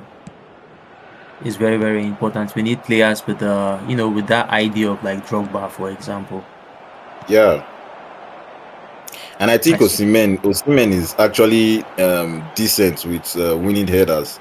He is. He might not be the best, but oh my goodness, that almost walked in. This guy is not done yet. It's not done. and what beautiful defending from the opponents. Exactly. I think the next goal in this game is really, really crucial, because if forcing his opponent to really come outside, and more might actually come in. Exactly, and that would likely leave spaces in behind. Exactly. But if the Tanzanian scores, then you would see how the game would feel a lot more tight and a lot more balanced. Exactly. So now we have an amazing counter. So much space on the wing that he has. He can't go back anymore because the whistle is just going to go. Yep. And I think that would be it for halftime. Very, very good first half. An amazing first half. An amazing first half. I think when it comes to councils, we have seen Eliso, we've seen the Moroccan guy, that's the PS freestyle guys. I think those two have dominated the game with counseling. And yes, we've seen how effective it is. Counsel, you play with the minds of your opponents. Play with them, you do like you want to shoot or like you want to pass, and then you create space for yourself, and boom, results. So yeah, absolutely. And something that I also noticed from the two players playing right now is that from the Nigerian, he likes a slow, methodical build up for his attack. He doesn't want to rush anything. He wants to make sure everything is inch perfect. Whereas from the Tanzanian, he's like go, go, go. As soon as he gets the ball, he wants to attack you. He wants to hit you on the quick counter, almost instantly. And from what we can see from the first half, it doesn't look like it's working very well for him. Tough. Perhaps that will change in the second half. Let's see how the main thing that we need to take out from that first half, I think, is the fact that the Tanzanian guy is yet to shoot at all. Yeah, he hasn't had any shot, not to have a shot on target even. Very, very He hasn't had any shot at all. Yeah, so that's a key factor to determine how this match might actually go. Exactly. That's a key factor because that was actually smart, but it's smart from both sides, because that move, I think he made that move thinking the guy would defend the guy doing the double touch. Yeah. That was actually very smart from both sides. I think the Tanzanian just needs to test his opponent's goalkeeper, He just needs to do something. He's letting the Nigerian have so much time on the ball and so much confidence. really growing into this game. He needs Exactly. something to change, and he needs it fast. He needs it to happen as soon as possible. Nigeria with the that's a attack beautiful. again. Nice anticipation. I feel that Beautiful. guy could have. Mistakes are not being made. Mistakes are not being made. He's gonna get punished. I think he rushed. Why it. not? Yeah. No, I think he did. He did.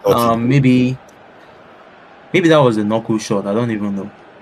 Based on how the animation was locked, I think it might be a knuckle shot, but a knock-on shot rather. Here comes That might be the Tanzanian now. Is this? Ooh! That was a beautiful one. What a way to send a message. Exactly. Keep your opponents on his toes. Let him know you're not just here to, to just attend the party. Yeah, that was a very impressive attack. Even if he didn't yield anything, it would rattle his opponent a bit. This could be dangerous. Another problem. One back pass. Exactly. This could be dangerous. He needs to mark Osimhen right now. I'm sure this guy is just so good with the cancels. I'm sure he's gonna fake. I'm sure he's gonna just fake so good properly. With the cancels. Who's this? It's Eliso, man. It's an amazing performance from him. We can get something now.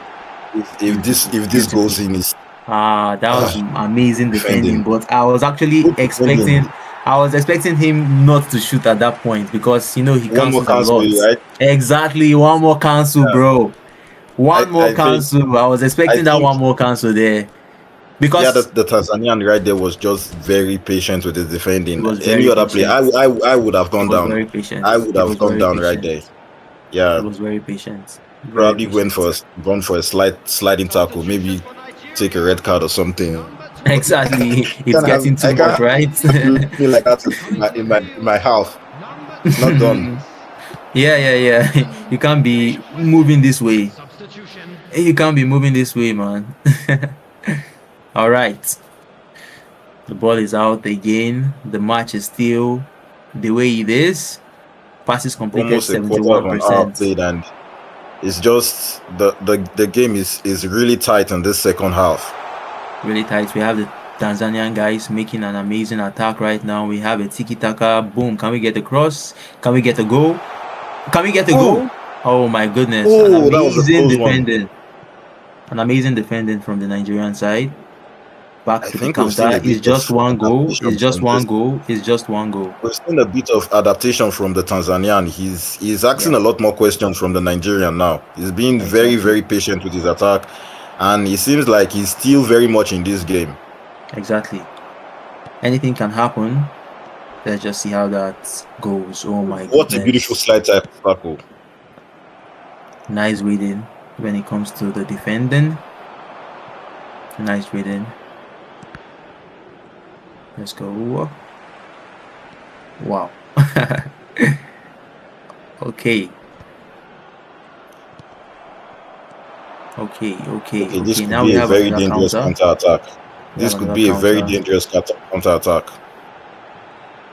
And he has numbers going forward too. That's good defending. Good tackle. Nice anticipation, but that guy does not have long reach tackle. That's space. Come on. Yeah. That was a good stretch, but good anticipation, good stretch. Yeah, nice match. He telegraphed that pass very well. Yeah. Oh my goodness. Oh, can you send it back? Can you? Oh, this. Can Osimhen is? Osimhen was ready. But yeah, this looks not over yet. Beautiful. It's not over yet. I knew it. If you see a goal, wonderful. You know. If you see it, you know. That is wonderful. If you see a goal, you know, man. That was a beautiful one, man. From Eliso. I said it that the next goal in the game is going to be very crucial. And it is very crucial. Very, very crucial. Now he really has to come out. He can't sit back and just let his opponents have all the time in this game.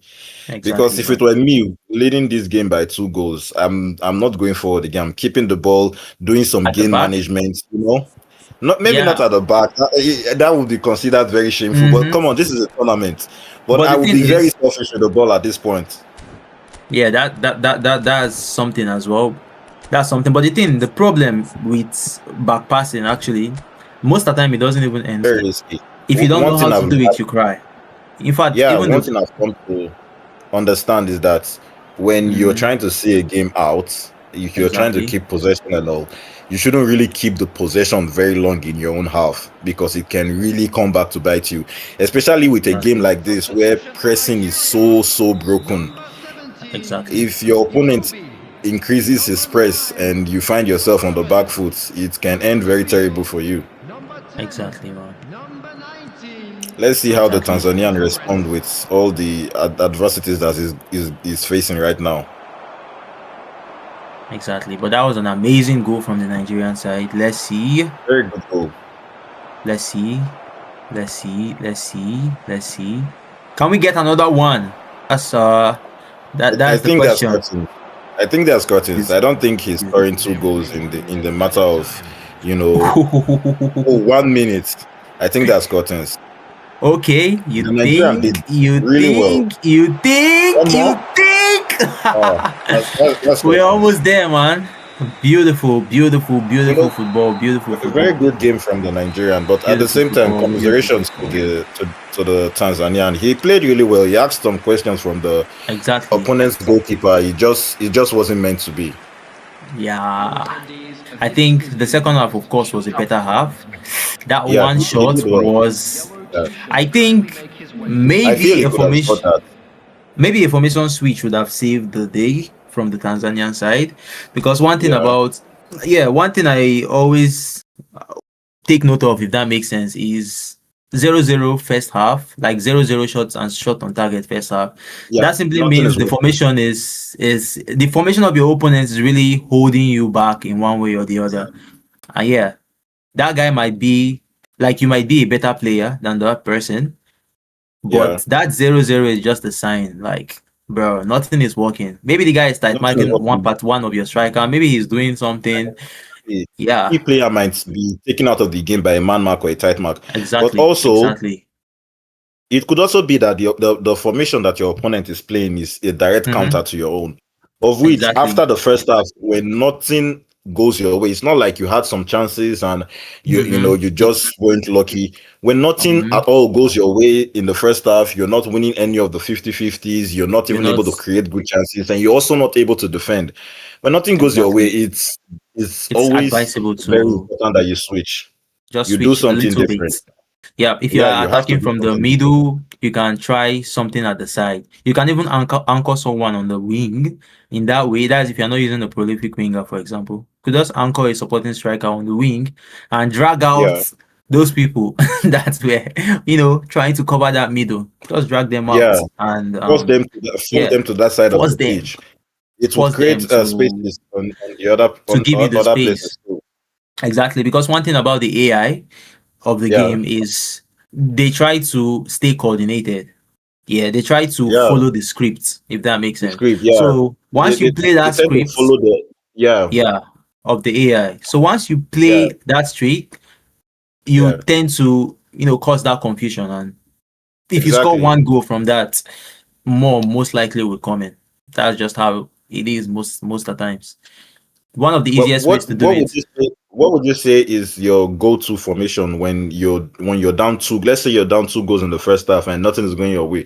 What is that formation you usually turn to, or the tactics change you usually make and think, this, if anything can get me out of this situation right now, this will be it.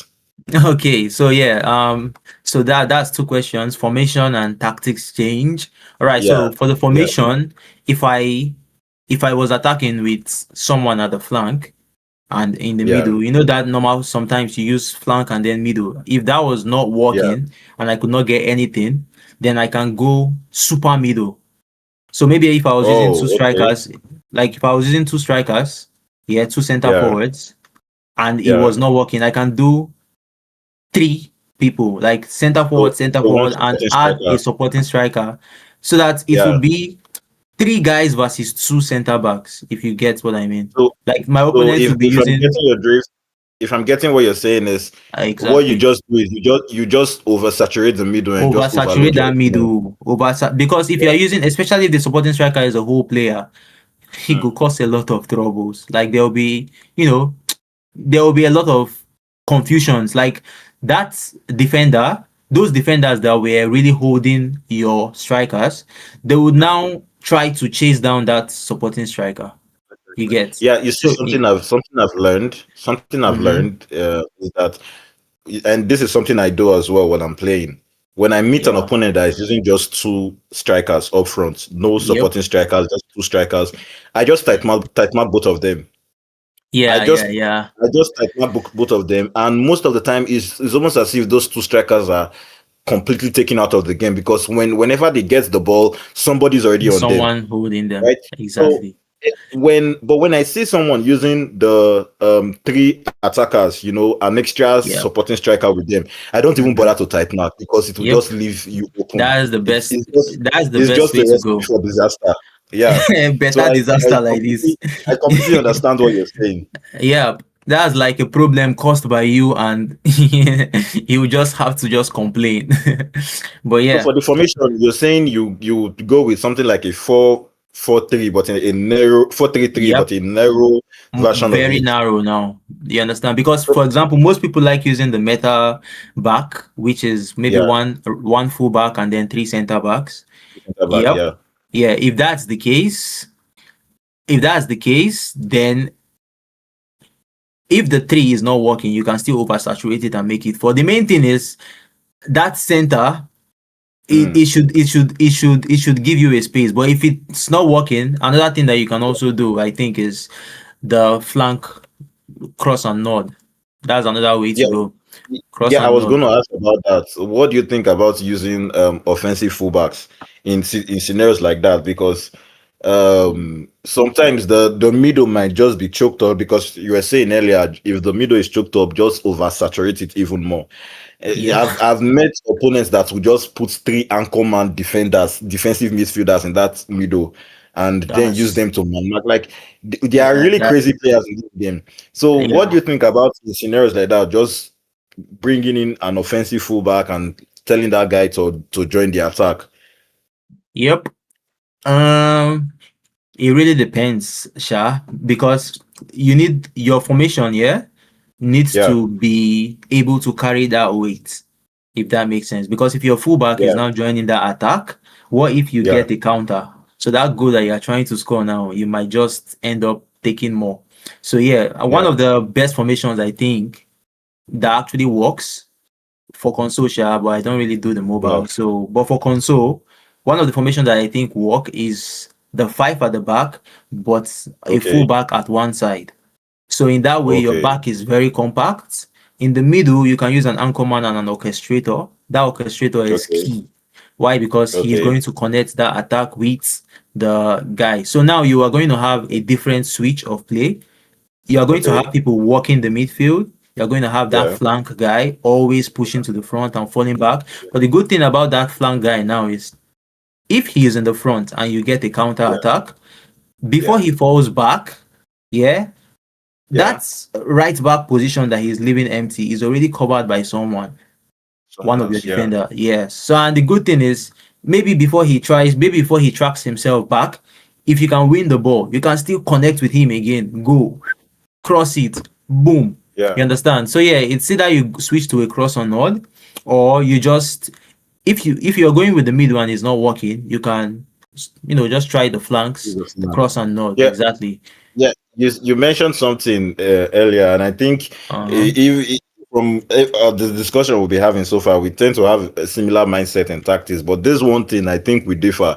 You said you said you might bring on your offensive fullbacks and then leave that wing open, and instead of scoring a goal, you end up conceding more. I'm of an opposing mindset, right?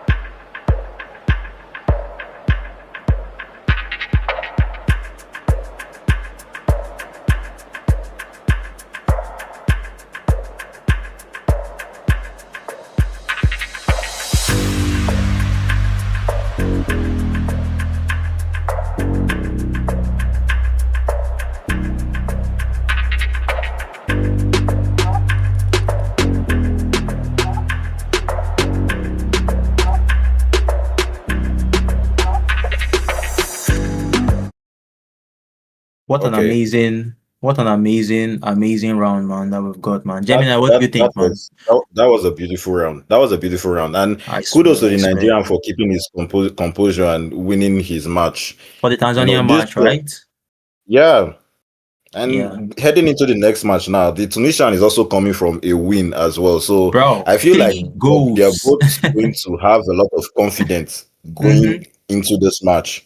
So it's Very really going important to be match. Very match important exciting match. in this next one. Very important match because anytime you have a match whereby it was just like the Egypt Angola match that we had earlier. You saw how Yeah, tight it was. yeah. Angola did not concede a single goal in the previous Mm, two matches until that last match. And that last match, he played against Egypt, the mm. second contender for the top place of the group. And that was when he conceded two goals, man. But bro, that's absolute brilliance if you ask me. Using an authentic team and Yeah. not conceding. Yeah, That's amazing, I man. think I think using the authentic teams, I think it actually Exactly. brings the skill out in the players, because a lot Of of players course. that claims to be good, they just tend to hide behind these really good broken cards that can do Exactly, though. wonders, pleay call and bullet headers from nowhere. And it's almost as if your opponent that does not have the exact same level of team can't do anything about it. Now that No. we're all on a sort of even Solid, ground, let's see how even well you ground. play. Yeah. Yeah, that's a very good point from you, man. Yeah, so But that's more like it, heading man. into this next one, who do you think has the higher Ooh la chance of la. winning? Because if we look at the rankings, Ma. the You Nigerian know, is is a top 100 player, ranked 36, and mm-hmm. the Tunisian is ranked about 220. So what are we seeing? Although the Tunisian had a better win in his last game than the Nigerian, what do you think? Who do you think is going to take this one? If you ask me, I am okay. So That is removing bias now. yeah, no. I'm not doing bias. I'm not doing bias. I'm not being biased in this one. So now the thing is this. I feel when it comes to competitions, yeah, when it Yeah, comes to tournaments, in my opinion, rankings really don't do it. don't matter as Yeah, much. it Okay. really don't matter. I've seen, Yeah. for example, this previous FIFA E competition for the mobile, for example, we had, I don't know Yeah. if you guys know Vantom. Vantom was playing against, I think, Juninho with the mobile one Yeah. for the FIFA E. It was an amazing match, but that pressure, that panicking, Mm. that tension that the Yeah. tournament gives you can actually decide your fate.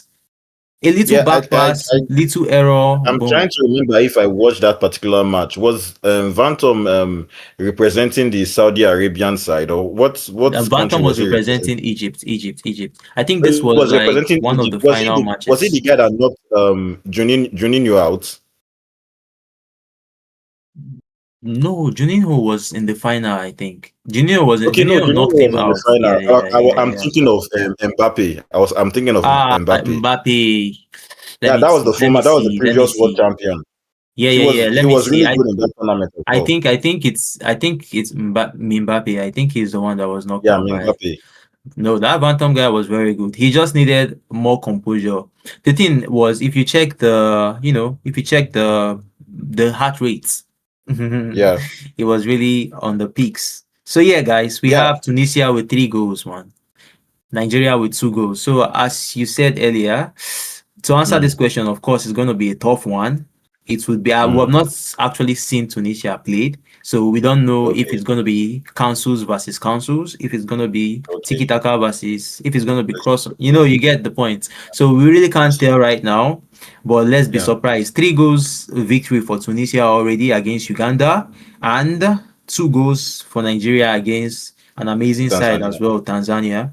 Let me see if You I can see anything from the previous matches for Uganda. you Not know what yet. I think, yeah? Not yet. We're Uh-huh. going into this on paper, it feels like it would be in the Nigerians' favor. That is on paper, right? Because the Okay. Nigerian is ranked 36 worldwide, and the Tunisian is ranked 220. But at the same time, I feel like knowing that, on paper his Mm-hmm. opponent is ranked higher than him, he will feel like he has something to prove, no?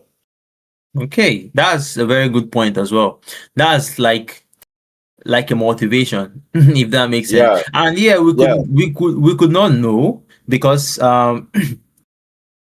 he has 226 or something, yeah. Why 220. Yeah, 220 and Eliso yeah, has like in the 30s.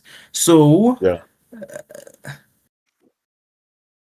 I It mean, could really go either ways. it could really go either ways, to be honest, because if you get to top 500, Yeah, I think sometimes you can be lucky to push in, yeah. like to push Push up. forward.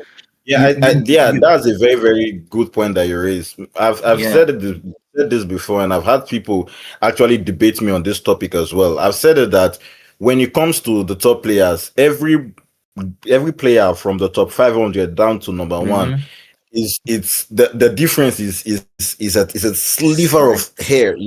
It's so tiny that it might not even show in most matches. exactly. Because I've gone up against a lot of top 100, even top 10 players, and honestly speaking, Mm-hmm. I would just tell myself at the end of the game, there's actually nothing special here. He's doing exactly what I'm doing. So I feel Mm-hmm. like at the very top level, the difference is really not that much. So it might not show in Yeah. game. Exactly.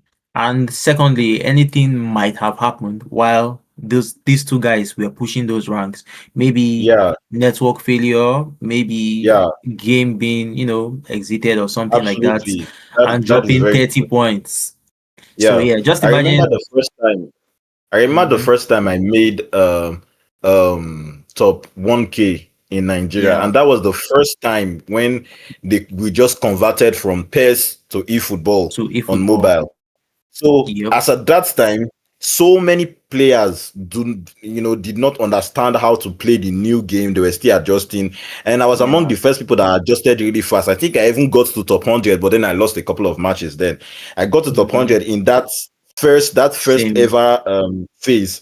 phase of the So transition. Yeah, a lot of factors could come into play to make people exactly. have these really high ratings. And you would Exactly. think that they've always been in form. A lot of course, people drop form over time and people pick form over time. So Exactly. when we talk about the match going either way, it really could go either ways. Exactly, man. Exactly. Exactly. But Let's see how it goes. Let's see how it goes. And I mean I'm gonna what put you on the spot now. I'm gonna put you on the spot now. okay, so tell me. If if you're a betting man, who are you going to put your money on? Okay, if I'm a betting man, because I have not seen Tunisia play, I'll put my money on Yeah. Eliso. Yeah. It's Okay. that easy for me. It's not like I'm going to be on the spot for this one. The reason is Mhm. because I've seen Eliso do the councils, man. Bro, councils Yeah. are game changing. Yeah. He There's makes it one look thing so easy. there's one thing I say about this game, yeah. If Yeah. there is a script for the game, you can Yeah. play the game with your 1-2 passes, it's normal for the game. You can play the game with Yes. your true passes, it's normal for the game. You can play the game with Yeah. your stunning shots, it's normal for the game. But when you do the abnormal things, in my opinion, that makes you different, man. When, for example, Yeah. test counsel is Absolutely. not something that was made in the game. Test counsel was brought by a normal player like us. Yeah. He just calmed down and calculated that thing, and boom, we got test counsel. I think we have a match Yeah. popping up. Am I I I, I correct? I don't think this is supposed to be our featured match, but Yeah, Senegal, we're Congo. having a Senegal Congo match going up right now. Although the I don't think Senegal it's a player, featured match. they're both coming up from a win as well. So as this could really go either ways. Senegal, Congo. From the previous records we have Senegal with 3 goals and Congo with 2 goals. I mean, it's a tough one. But yeah, that aside. What would you if I flip that your exact question to you, Gemini, Yeah. what would you do?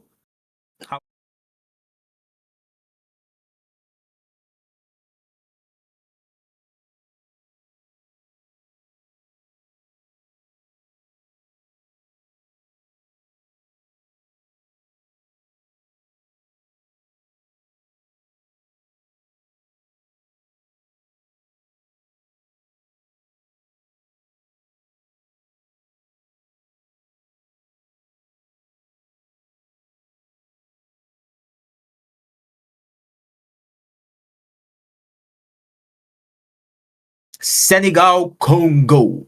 Yeah, Senegal, Congo, you Senegal, were Congo, asking me a man. question, right? Exactly. Yeah, yeah, yeah.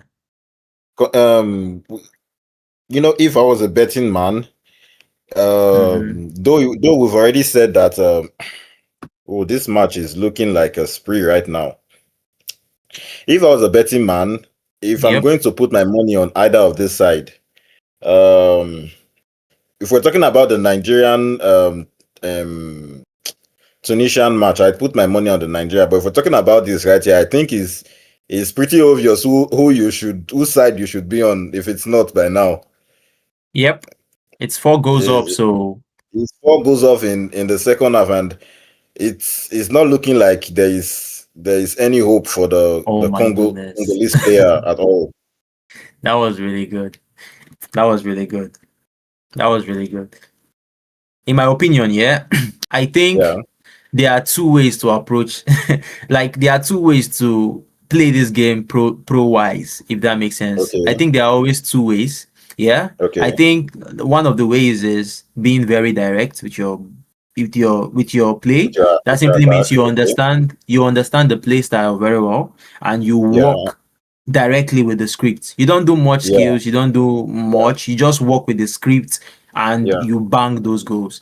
We've seen Yeah. something like that kind of directness with the Angola guy, gets the Yeah. ball, controls the midfield, send those long balls, actually playing that exact script of long ball counters. You can see it right Yeah. now in play again. Coming down This this that, this should be another one.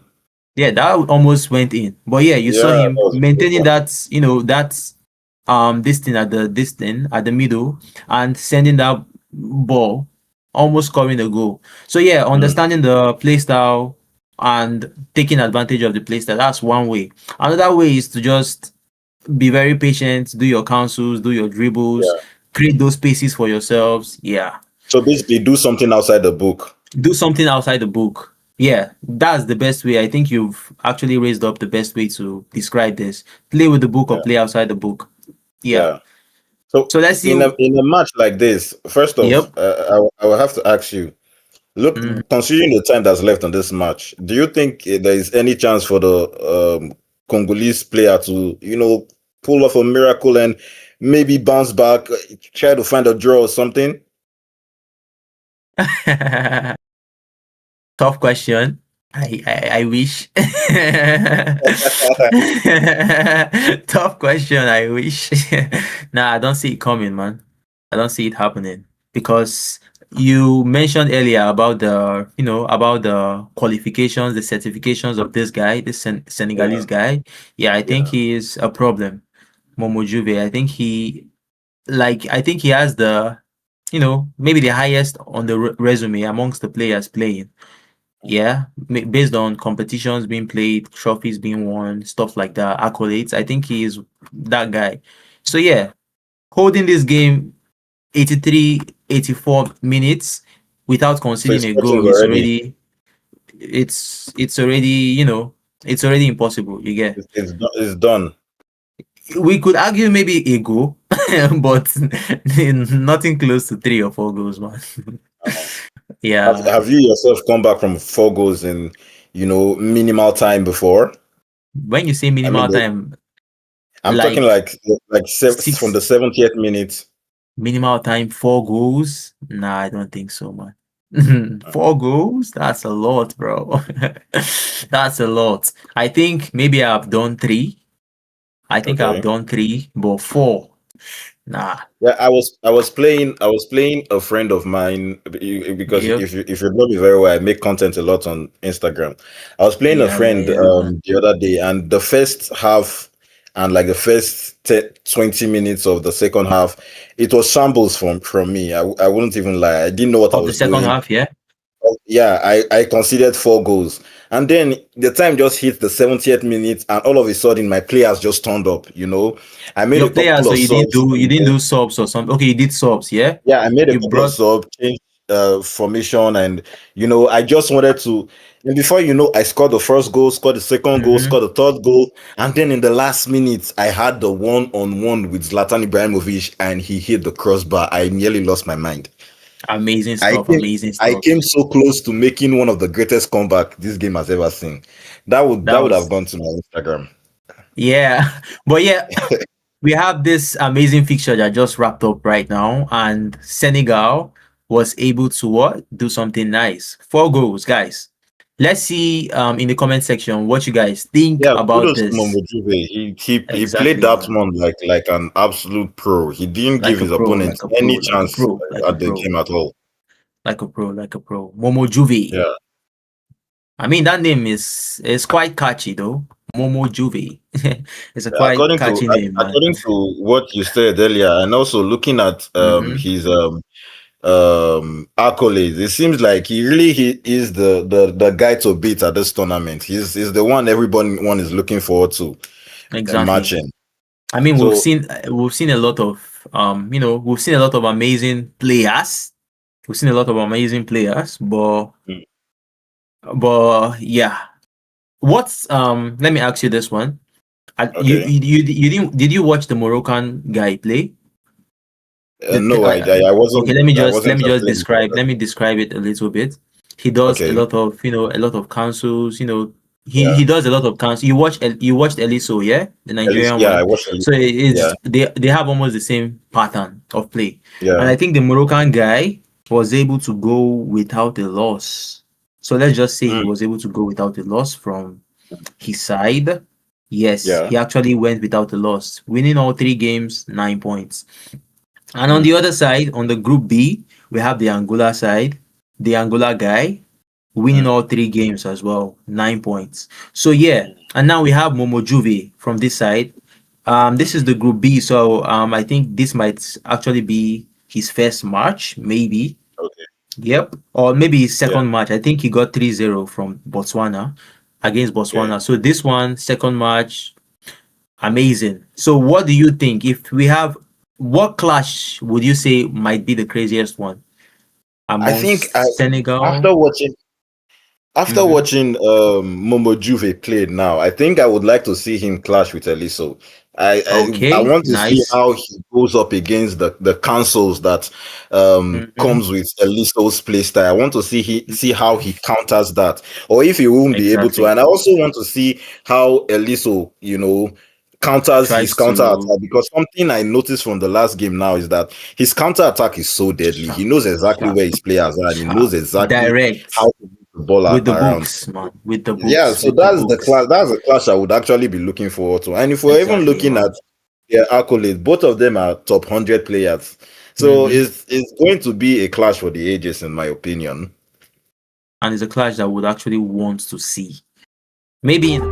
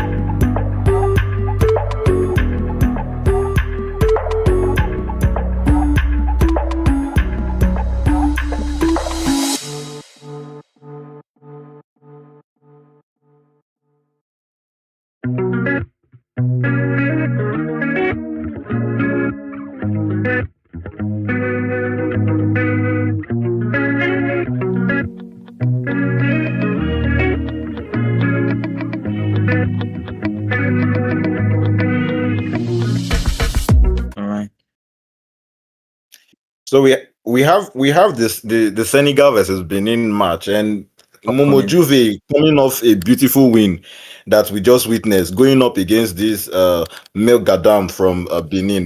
How do you see this match actually playing? Because Mel from the look of Gadam. things, it seems like on paper Momo Juve is the favorite. Mel Gadam. Mel Gadam, if you're watching this, just keep your head up. Mel Gadam. That Because feels like you're throwing in the ball already even before the match starts. no, not even that. Like one thing, as we said earlier backstage, Yeah, anything can happen in a game, man. yeah, If, for example, if you're a pro player and someone comes with pure haram, you might yeah, just get frustrated. Just imagine you are a pro, but you start playing someone and that person has full blue with back passes from the beginning. You'll be like, what the yeah. heck is this guy doing? What the heck is this guy doing? And Like, it's just mind games. they must have done that haram play style so many times that they've mastered exactly what to do, and you would not even know how to Exactly. counter it. And the thing is, if you You know, are, for example, sorry. For example, you, if you know how to do it, yeah, and maybe you are playing something like long ball, yeah, tiki taka, back pass. Your strikers are waiting for a ball in the front. yeah, You just send it in, bam. You send it to the wing, bam, boom, and you score one yeah. goal. You then you now go Look at back the again to lock it more, yeah. bro. It's So what you're saying in a nutshell now is that your advice to Mel Gadam is just play haram. That's the only out from this situation that you've might be found. that might be it. That might be it. I mean, I wouldn't say that was not in my head, but the thing is this: he can pull off an amazing. I believe he can do something. You think he can He pull can do off an something. upset? You know, Possible. we were just talking earlier how Momo Juve has the best accolades coming into this tournament and how he really is the guy to beat. Do you really think that Mel Gadam, who's a Division 3 player, can somehow pull off a miracle, pull off an upset in this game? That would be tough, though. That would be tough. If you ask so many Division 1 players, they are going to tell you that one of the most frustrating opponents to meet in the division rank push is the Division 3 boys. Yeah, yeah, I would agree with that, because it just seems like whenever the three and the two players meet you, it's like they feel like they have something to prove Exactly. because they just matched the Division 1 player, and Exactly. they play with so much ferocious, will, and it's almost as if the game backs them up when they are so anxious of winning. Like this, they so much want to win, and the game Exactly. is like, yes, let this upset happen. Someone in the chat is saying total annihilation. Don't be like that. Come on, let's give Mel Gadam some grace. Perhaps he can pull off an upset here. And exactly, would it really be considered an upset? What if it's just someone that's really good at the game but just doesn't grind division rankings and beautiful point. Division 3? He might actually be a very good player, and he might shock all of us here. Yeah, he's now pushing the attacks, and we would love to see it. Guys, right now we have the poll going on where you can vote. Beautiful tackle. Don't play. Tackle. Don't play. All right. We have the pool. For a Division 3 player making a tackle like that inside his box with so much confidence, I feel like we have underestimated Mel Gadam, and perhaps he is so upset now that he just wants to shut all of us up. Exactly. Let's see how he goes. Let's see how that goes. Guys, we have the pool. Make sure you drop your votes. Don't see the expos. Don't wait for a goal to smack before you drop your votes in the drop who you think would win this one. I know a lot of people are just going to go with Momo Juve because 86% is going with Momo Juve. It can really come back to bite you. Anything could really happen in this game. 86% went with. Oh, what a pass! Nice defending. Good defending. I mean, nice defending. So far, Mel Gadam is hanging in there, and if he somehow gets the first goal here, I really think we're in for a real thriller. Exactly, because he might actually just lock him with that first goal. Ooh, why that? Why that pass? Yeah. So that's more like it, man. Senegal, they have great players. I'm looking for the likes of Kuli, Bali, Sadio. You know, an amazing team at the end of the day, man. Can we get this? Can we get this one? I was expecting a through. It almost seems like you're rooting for the underdog here. I mean, everyone roots for underdogs. It seems like you want something interesting to really happen in this match. I want something interesting to happen, man. I'm not gonna lie to you, Gemini. I want something interesting to happen. If that would be the case. He's defending so amazing, man. So he's defending so well. He's like I said before, this guy could actually be a really good player that just doesn't grind divisions. There are a lot of them like that. You know, so exactly. Can we get that space? Comes out and you know comes out with a result, I think a lot of people are going to be shocked. Exactly. When you beat the man to beat in a tournament, you become the man to beat. Ooh, what a save. What a save from the goalkeeper. W's in the flipping shot. It reached Shayo. Was good, man. Was good, brother. So yeah, that was an amazing save. That W's, I think, is for the goalkeeper. Because this guy is hanging on by a thread. The post is doing a lot of work right now. Let's see how this tiki-taka goes. There is something I've noticed from. Why now? There's something I've noticed from Div 3 players. Sometimes when you match up against them, it just seems like the game just favors them. They just tend to win all the 50-50s. All your shots are not on target. You know. Yeah, that's something. I think is difficulty adjustment. Yeah, and DDA. I think the game is just like, okay, this guy is not so good. We're going to help him a little bit. Let's try to make the game just let him get better. Yeah. Oh, this should be a goal. If he defends this one, then we are in for a match. We are in for a match, guys. We are in for a match. We are in for a match, guys. It's in 30 minutes on the clock, and as you can see, it's perfectly balanced. It's perfectly balanced. Even though Momo has been smelling the goal, man. As Zero Aura is pointing out in the chat. But let's see how it goes. From the looks of his tactics, he's looking like he knows how to. He knows this guy can defend. He's not falling for the consoles. He's not falling for the consoles. Even his anticipation, the defensive anticipation from the Benin side is very, very, very much. You know, he's remarkable, to be honest. He just needs to brush up his attack a little bit, and he might actually get the first goal in this game. And it looks like the first goal is almost cooking. Okay, nice recycle.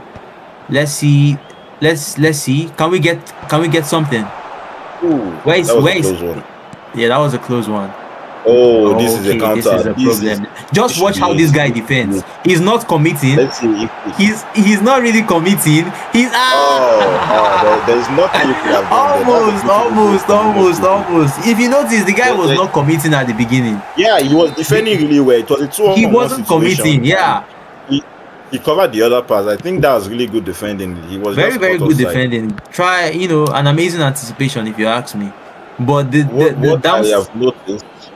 what I've noticed from Mel Gadam now is that his back line, they're not always in the same place. They just seem to be all over the place when he's trying to defend. Yeah.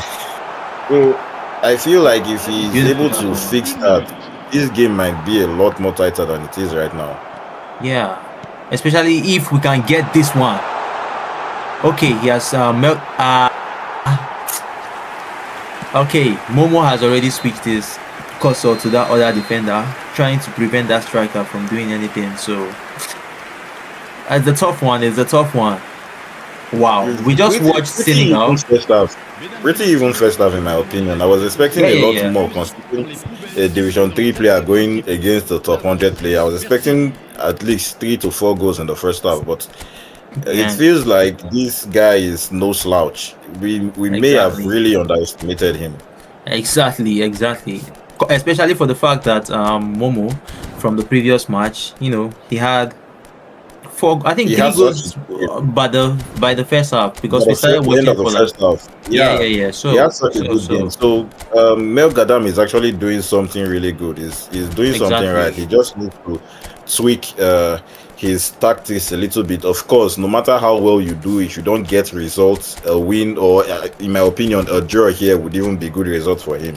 It would not matter if he loses this game by 1-0. It would not matter if he had lost it by 10. Exactly. So Yeah, I so then, think what coming I'm into the saying second is, half, yeah, he might actually just try to push for that draw.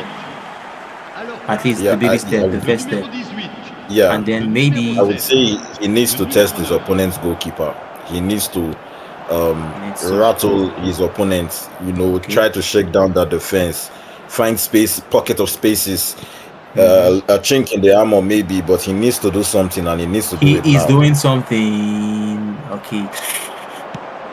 Okay. I wish that worked, but yeah, nice movement from Momo. We can see him. I think he wants to connect with the flank. All right. Quite a decent one. Quite a decent one. Quite a decent one. There is a guy in this team, that's the Yeah, Benin team, I guess, that has almost the same ideas. Oh, this is a goal. that's 2 goals. This is a goal. I think that's curtains now. I don't think there's a way Mel Gadam is getting back into this one. 2 goals Considering to how secure. well Momo is Momo defending. has been playing in the previous match, I don't think he's. I think this is curtains. Of course, he might actually prove me wrong, but I guess we'll see. Let's see how it goes. An amazing long pass from.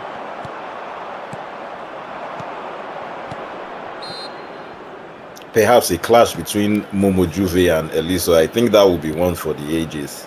That would be one for the ages. That would be one for So the far, ages. we've seen how well Momo Juve defends and how well he's able to anticipate I his really want to opponent's see move. exactly. I want to see how he does it against somebody that counts. Oh, That was a close one, bro. that's a rash tag, and that's a red. Red. That could actually So change the dynamic of this Koulibaly. game. That could change the dynamic Koulibaly. of this game. Tough.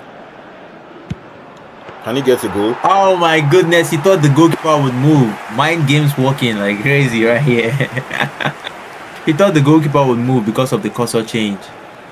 Mind games working. But yeah, And you see a red something card. you see something I just noticed. Yeah, Yeah. there is no form of respect being shown from Momo Juve to Mel Gadam.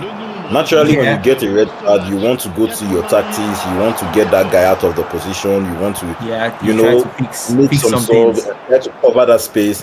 He didn't do any of that.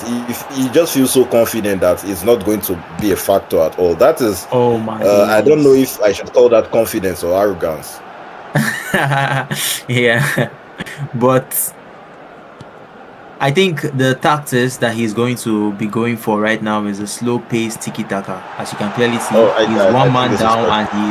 and he's still pushing it. Yeah, that's Exactly. 3 goals. That's what I'm It's saying. curtains Like it's a now. slope. Yeah, I- yeah. It's Slow- fair to say we see why he doesn't. Okay, now he has gone into the tactics screen. It's fair to say we see why he didn't Even feel bother, threatened by his opponents at all. Mel Gadam has not really asked any question of his goalkeeper throughout this game. He's let Very valid Momo point. Juve have the ball all the time. He's let him grow into the match and feel so comfortable.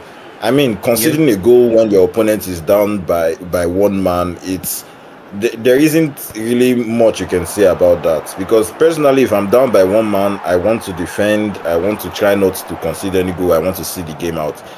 For Momo Juve to keep attacking and even scoring a goal, it just says a lot. Perhaps we weren't wrong when we rated Mel Gadam a little lower. And that's 4. That's 4. It's curtains. It's It's curtains. curtains. It's curtains. I think the first half should we call it a fluke, or perhaps Momo was growing into the game, was trying to understand if this is actually a good player, or this is a player that's going to give him a free win. It's looking like the latter now. Now it's looking like the latter. Let's. Oh my days! Oh my days! Oh my days! Oh my days! He's now one man down, and he decided to score more. Momo. Momo making this he's putting up a show for the spectators right now.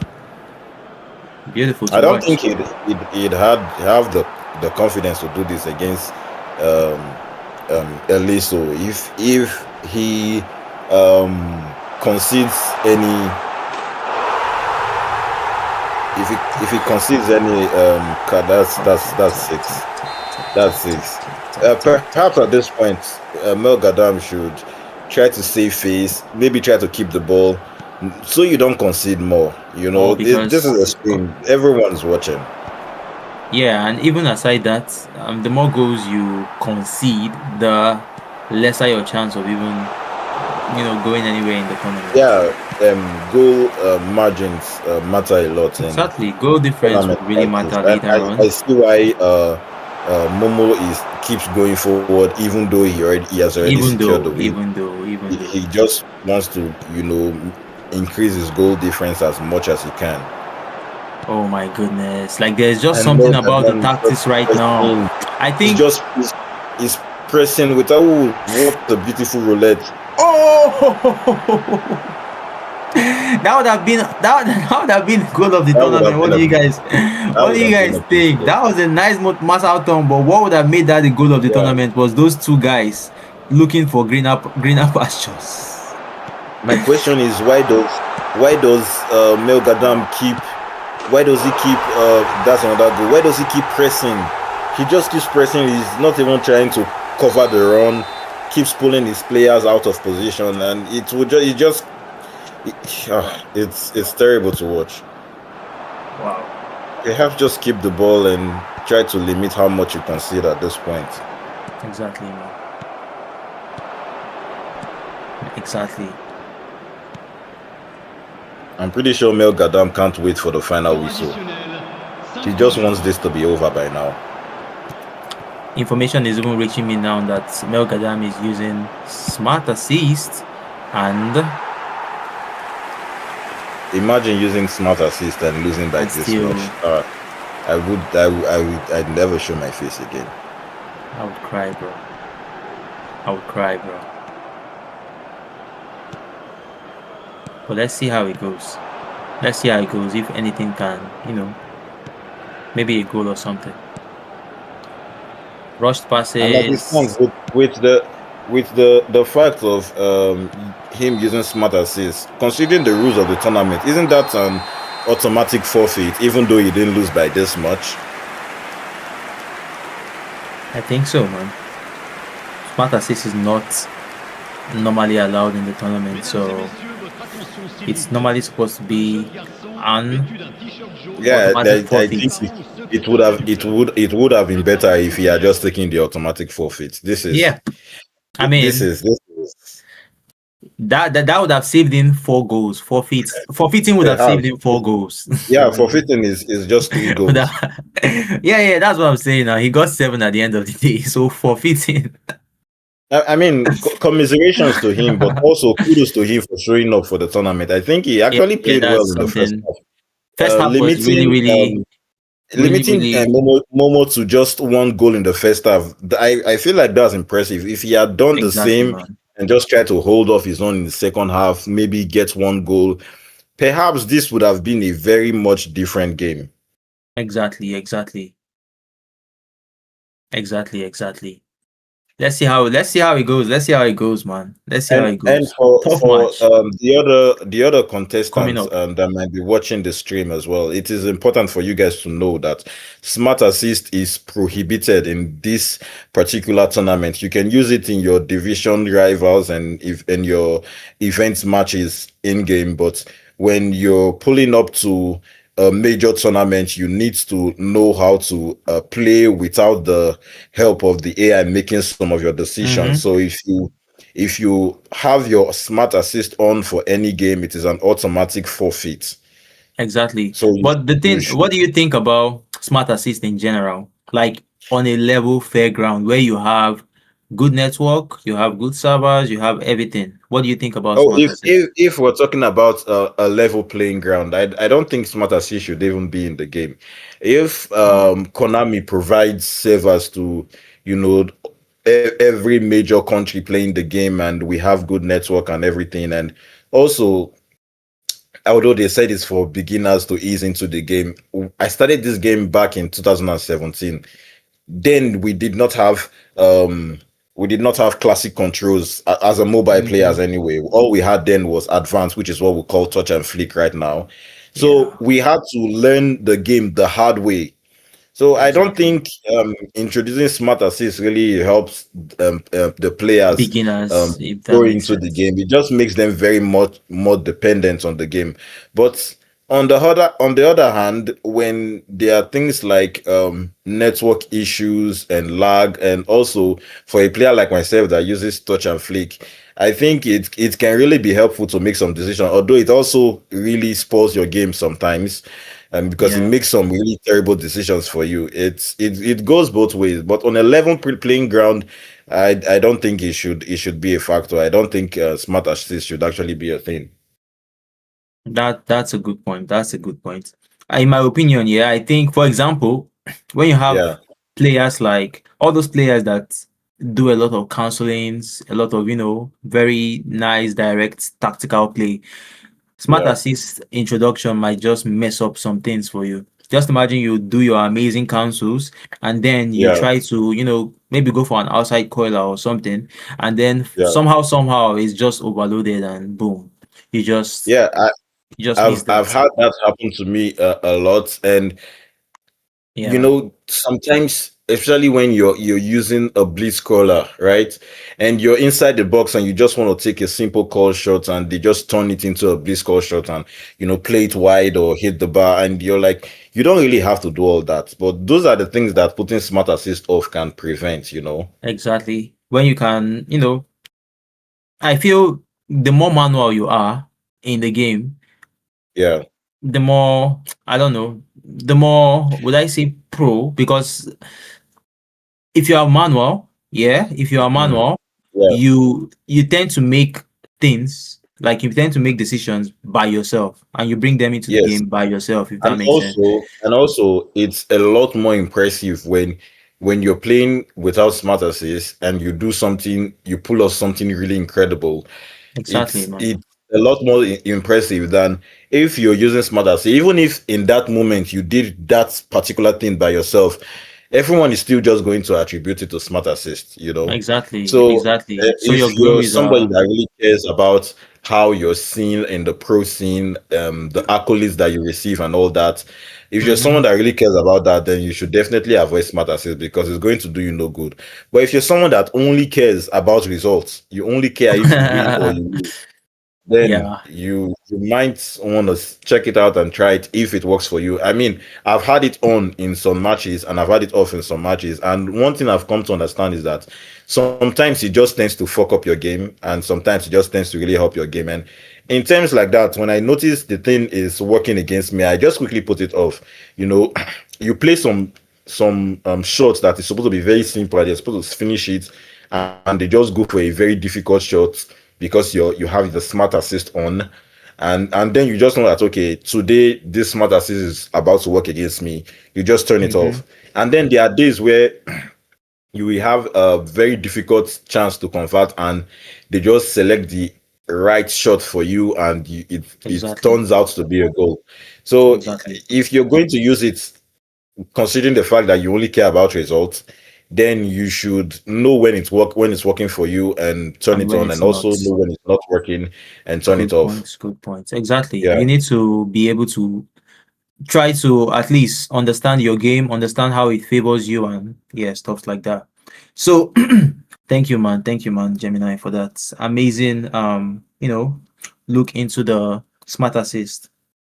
All right, so guys, we have the results from the last round.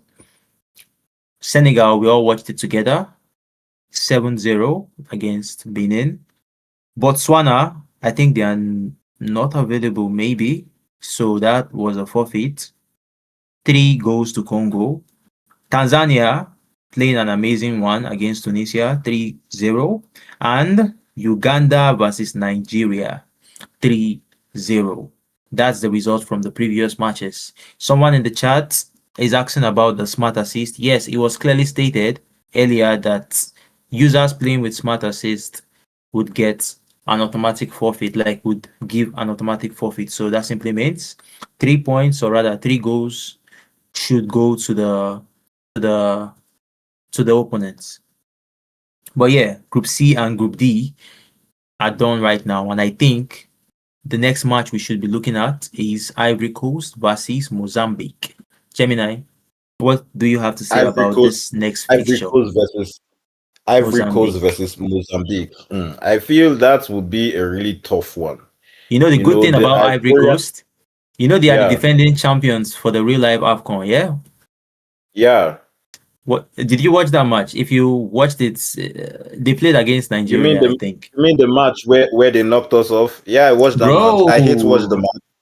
I watched the match and I was so sore that night because I was so pained with how we lost because we did so well the entire tournament, only to just lose to we them did like so that. well. That's the main point, man. Yeah, We did so well. But yeah, one thing about that final, I think it was an amazing fight from the Ivory Coast. I mean, from the Cote d'Ivoire side. The thing Ivorians. is, Yeah, yeah, yeah, the Ivorian because side. we had the first goal, right? Yep, We scored yep. first, and it was looking like it would be another walk in the park for Nigerians. But they And came they just back. turned up the heat and They came brought back, the bro. game back. It was something like I've never seen before. And I remember the feeling I felt that day. I was Yeah. sick to my stomach watching our boys just throw the trophy. It was Throw the it was a trophy out. terrible watch. It was a terrible watch. Yeah. But coming to this match, the Ivorian versus the Mozambique player, it's going to be a very tough one, both in top 100 player. Okay. The Ivorian is actually a top 2 player. So Ooh la this is la. actually going to be a very, very close match. Okay, It's what going about the to be other guy, one the to watch Mozambique as well. guy? The Mozambique guy is a rank 90 player. So he Top barely 100 on just both made it into sides. top 100, right? So Ooh both la of la. them are very, very, very good players from what we can see. I think what would end up giving either side the win would be the tactics. If one side's tactics counters the other, then perhaps we can see something really interesting in this game. Exactly, man. Exactly.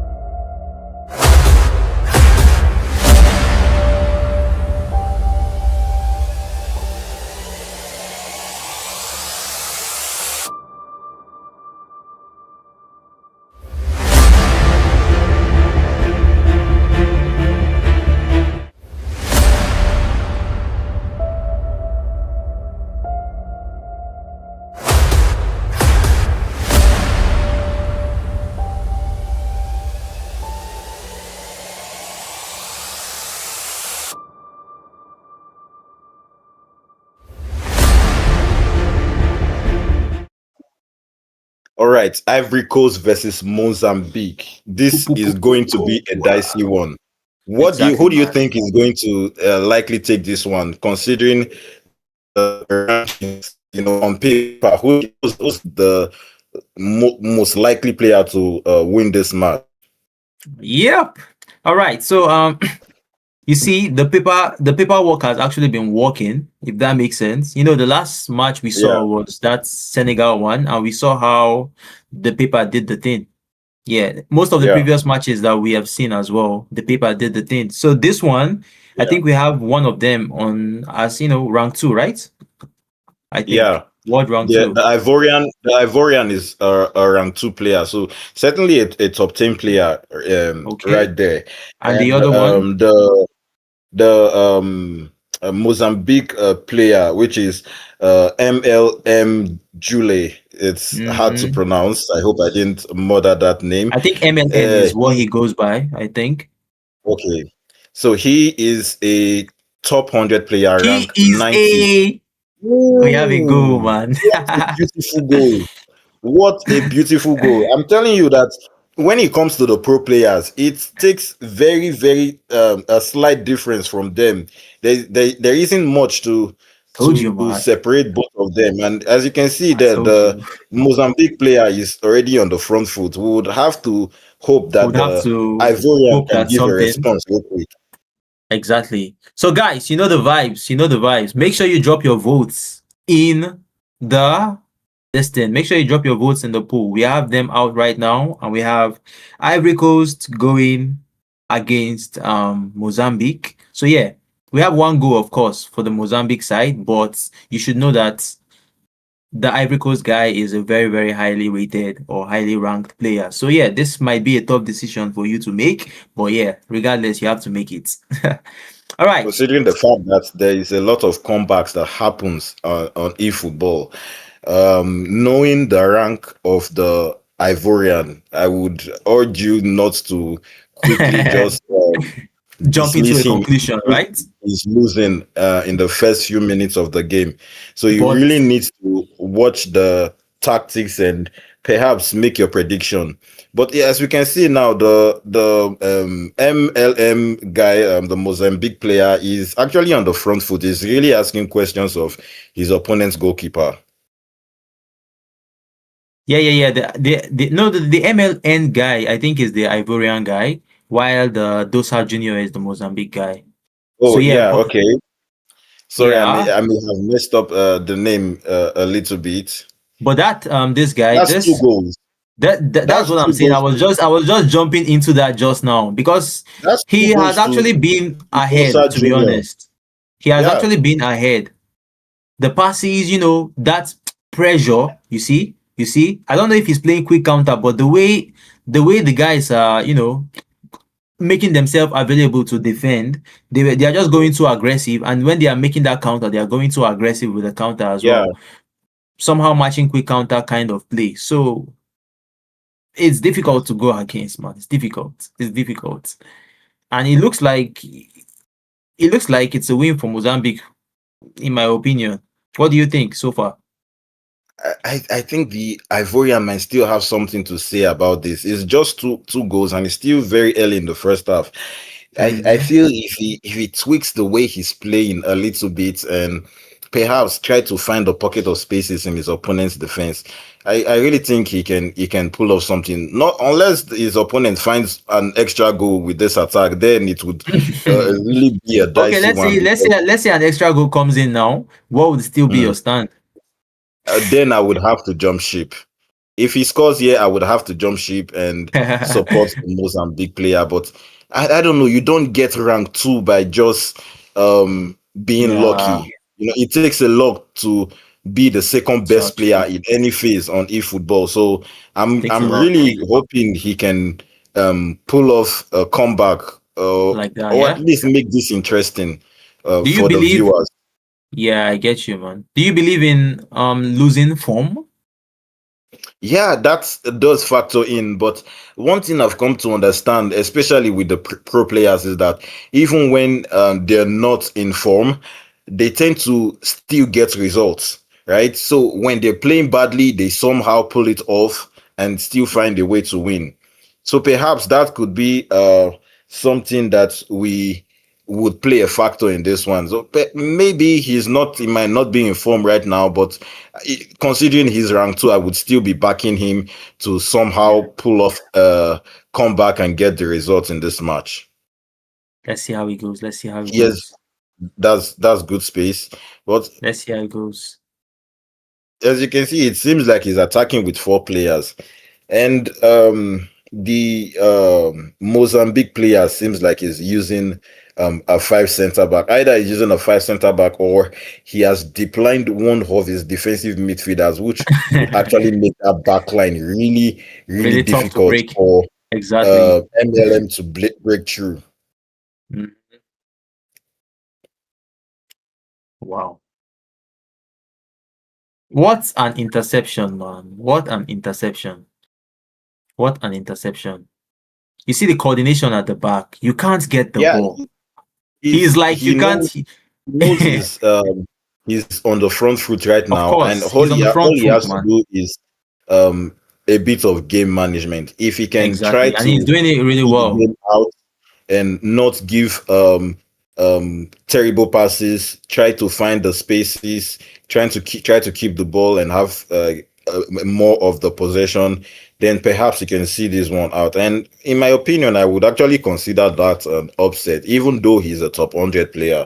I still think it would be an upset because coming in as Exactly. a rank 2 player, you would expect that a lot more would be asked from you. You know, I would personally put him in the same conversation as Momo and perhaps Elise.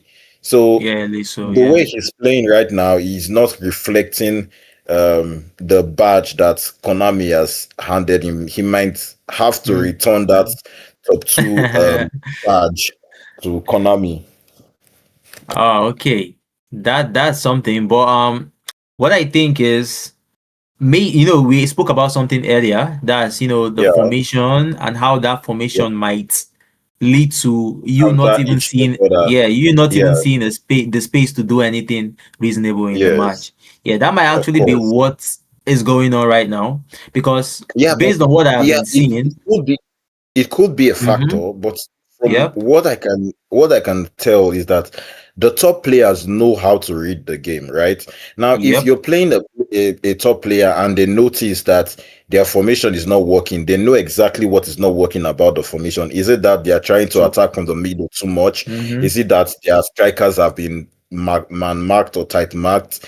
Is it Mm-hmm. that their center backs are pushing too high up the pitch? Too high They know up the exactly what's pitch. going on. So I would Exactly. imagine that even though the opponent's formation counters yours, when it comes to the halftime and you're making your changes, you should be able to do something that would negate the adversity that you're currently facing. Facing.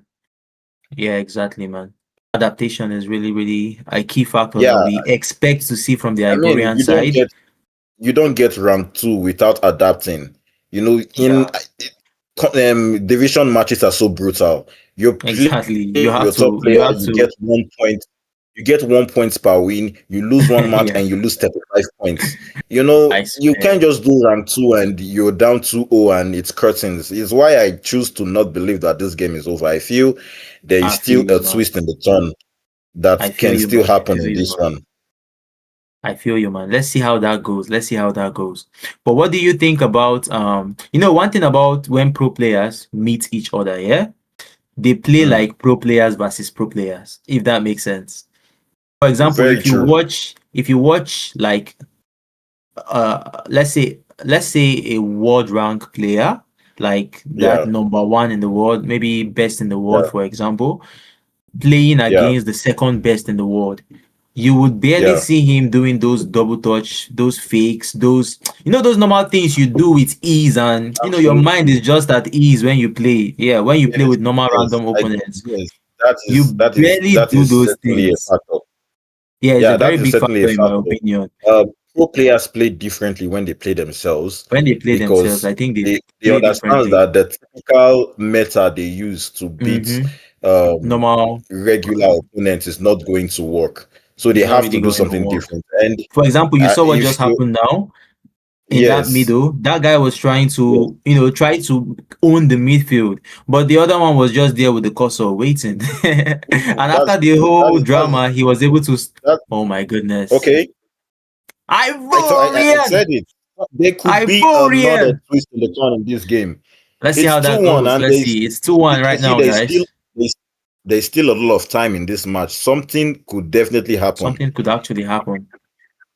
you Guys, can in the see that comment the section now, Mozambique let's player. know. Let's know. The match right now is 2-1. Let's know in the comment section. Do you think, are you going to go with my guy, Gemini, on this Ivorian favorite journey? Let me know in the comment section, guys. Based on the votes we have Cote d'Ivoire, that is the Ivorian side, 79%, with the 21% going to the Mozambique side. Right now, they are winning. 14 votes actually. Right now, the Mozambique guys are winning, even though they had, even though they are the least favorite from the votes that we had earlier. So let me know. We have 79%. Gemini. We have Yeah, 79%. Do you think that 79% will actually pull through based on the yeah, votes? 79% to the Ivorian. If he loses this match, he's going to be letting a lot of people down A because lot as it of people stands, down, bro. so many people, even though he's down 2 goals, so many people still Mhm. believe he's going to turn this one around. And he cannot Oh, concede here that was a because if good he feint, though. concedes one more goal here, I think that's curtains. I don't think Exactly. Dosa Junior is going to let Going to let him him come back score another one. 2 goals in quick succession. So he needs to Mm-hmm. really be on his toes defending in order to at least pull off a draw or, Beautiful. if Beautiful. possible, a win in this match. Mm-hmm. Okay, it looks like it's okay. Nice defending from the Ivorian side. And now he's on the Nice. counter. Now we have a counter. Now we have a He will still counter. use it Now we and have do a something. counter. Can we have an equalizer? No, the Mozambique guy says it's not happening today. 81st, the 81st minutes, and we are not getting another goal, I guess. It would seem like the hope is slithering away, but I would still hold out my hands and say Yeah, that it something might go can to a still happen 2-2. in this match. Yeah, That it might go to I, a I do. 2-2. I'm calling for a draw at the least. All right, let's see He how has, it goes. he has Chat, to chat. come Let's know. Let's know. Let's know. Are And you as you guys can sticking see, with the the draw? Dosa Junior has actually gone with the five back formation. He really doesn't want to concede here. Ah, that was Oh, a that was a close close one. one. Yeah, that was a close one to actually bring what you were standing for into reality. Actually, at this point, I would go into the tactics. Exactly, I would go into the tactics and try to push everybody Mm-hmm. forward. You Yeah, have yeah, to yeah, find a way. exactly. Now Exactly. Because at the everybody end of the has to day, nice. He's doing exactly what you just said. At the end of the day, it's still 3 points. Well, even though the goal difference would actually really matter at the end of the day, it's yeah, still 3 points. Yeah, it's still 3 points. And yeah, he's doing yeah, it right, man. Everybody exactly. to the Something front. has to give. Something has to give. He Mm-hmm. has he Mm, has nothing to lose at this point. It's either he exactly. loses by Or he 2 goals concedes. or he actually pulls off a draw. And I'm Yep. actually rooting for him to pull off a draw because if you're rank 2, you would expect that he has been in this kind of situation so many times. Before. And So he this should actually not knew be how new to to him. adapt. Yeah. If he's not able to adapt to this match, I would, start a petition for him to return his badge to Ghana. You're very serious about that petition thing. Yeah. Yeah, personally, I've been trying to get top 100 badge for Yeah. a while now, and I know how difficult it is How sometimes to difficult it get into is. top 100, and trying to Mhm. maintain top 100 is nearly impossible. It's almost impossible, It's, man. I yeah, remember when so one of my friend, mm, Zero Aura, I think he's in the chat right now. I was with him in his journey pushing for world rank 1. It was a mm. very strong struggle. I was with him till the last day, and on the last day, something funny just happened. He just lost the match and 30 points. Boom, just like that. That's all it takes, one loss. And That's Konami is very so brutal. They would hand you that loss and deduct the you points would like not it's even play, nothing. you won't even play again because trust me, the second position is just watching. In fact, they And are that's anticipating curtains that loss. right They are there. waiting for that loss. You That's get curtains right there. What an upset from Dosa Junior. I'm sorry I exactly, man. underestimated him. As for MLM, I think you have to turn in your badge. You are officially relegated to the top 1K players. There is a lot of space for you here. It was an amazing match. Dosa actually played really well. I think tactics wise, the thing, the way Ivory Coast scored in the second half, that was exactly what Mozambique used to dominate the first half. Yeah. That's controlled possession, but very fast. Like it was like quick counter. It was still like that possession because the high line was not really there. He was still able to maintain that this thing, the back line, the defensive structure, all those stuffs. So yeah. Yeah. Yeah. He actually played really well with the passes, tiki taka, tiki taka. In my opinion, if you ask me, I was even expecting that first half to go like 3 goals or something, man. But yeah, two was, I also two was think good. I also think the fact that he went into the game with a five defender formation, he knew that Yeah, he had the mindset that defense wins you games. So perhaps the exactly. mindset coming into that game was score one goal and don't concede any. You know, Exactly. so he did That's a really working, well sorry. controlling the pace of the game and not letting his opponents really grow into the game. So kudos to him and Kudos to commiserations him, to kudos. Someone in the chat, sorry. MLM. Someone in the chat was saying it's not an upset if you know Dosa. Bro, Oh, it means apologies. I it may have means underestimated. it I means may the have guy is a underestimated cooker, Dosa. he's a chef, you get me? Yeah, It means it he's a would seem chef. so. It would seem so, and he has just proved it right here. You know, Exactly, man.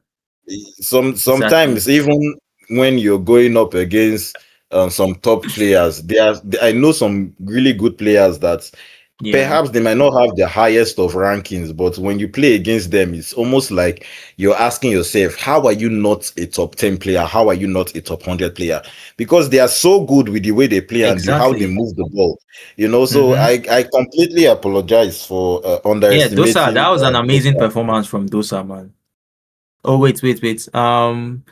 I think we have a comment from this guy, Flick. Flick was saying something about MLN being his coach.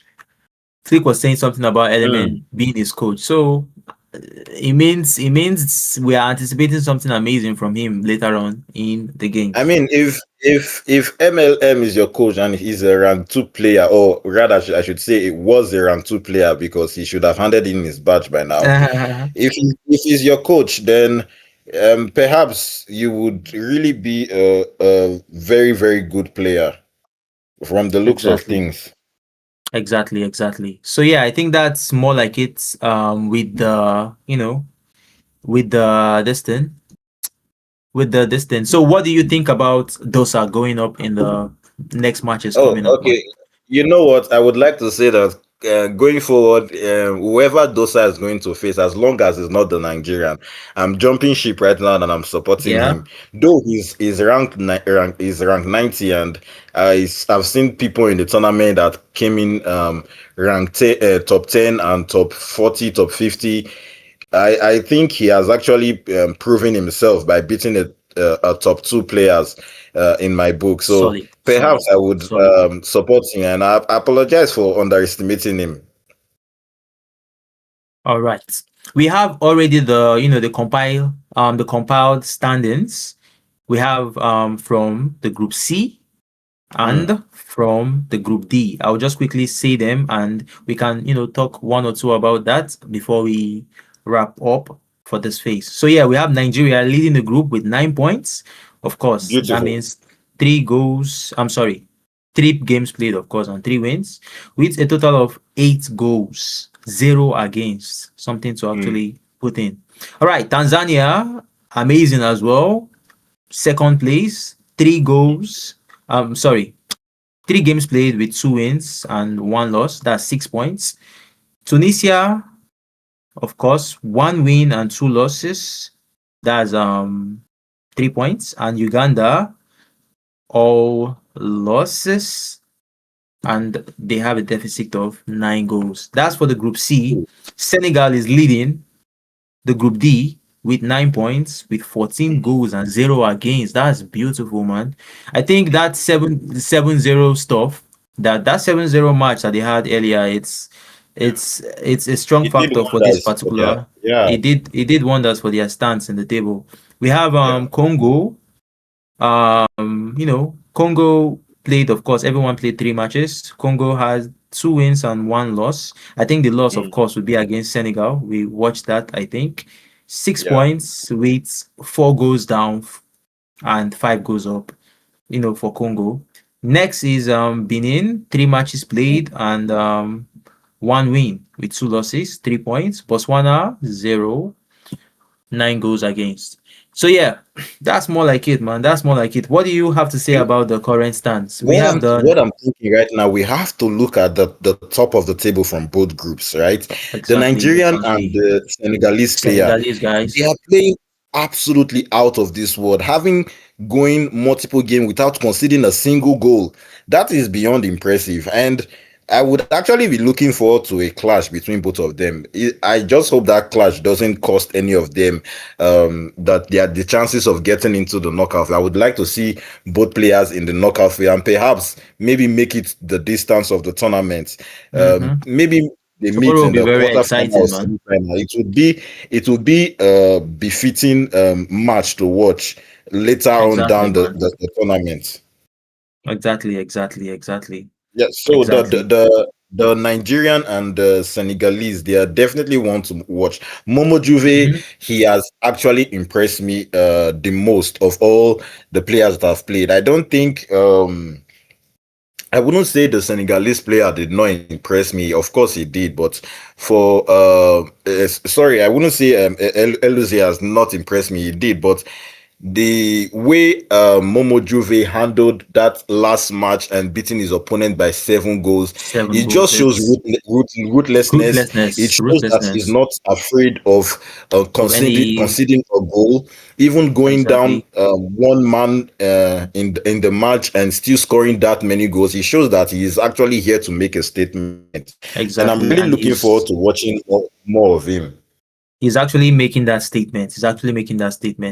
We have we all know how the knockouts would be like. We have the top 2 from all sides. The top 2 from each groups would of course find themselves in the knockout stages. And of course we have 6 groups, so 2 from each side would be 12. And the other 4 spots will be filled by the top from the third, from each group, the third position from each group. Yeah, the ones that rank the highest when compiled together in the list, that's the top 4, would find themselves in the rounds of 16. So that's how it's going to be like. But the knockout stages, everything about the knockouts will be done tomorrow, guys. Everything about the knockouts will be done tomorrow. So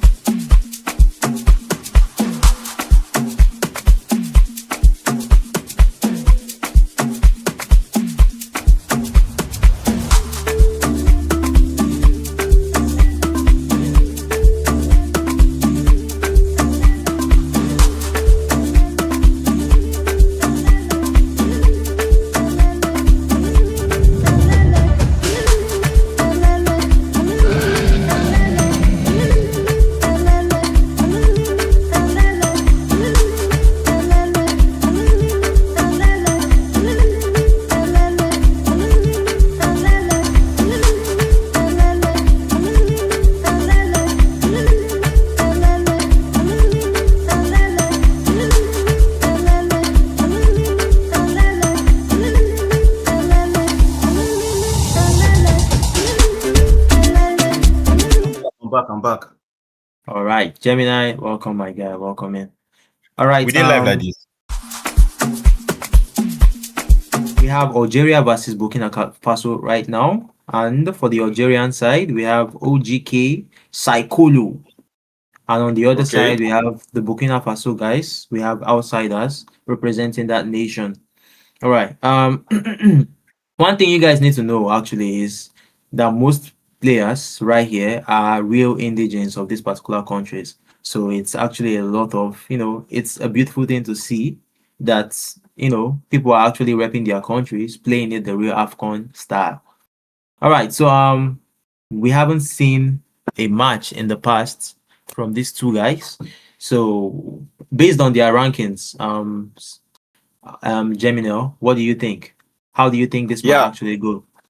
This, I would be very honest with you, right? This might be a very one-sided affair. The Algerian player is a rank 1 player and a champion in his own right. Okay. For the Burkina Faso player, he's not even in top 1K. He's a rank 2000 player.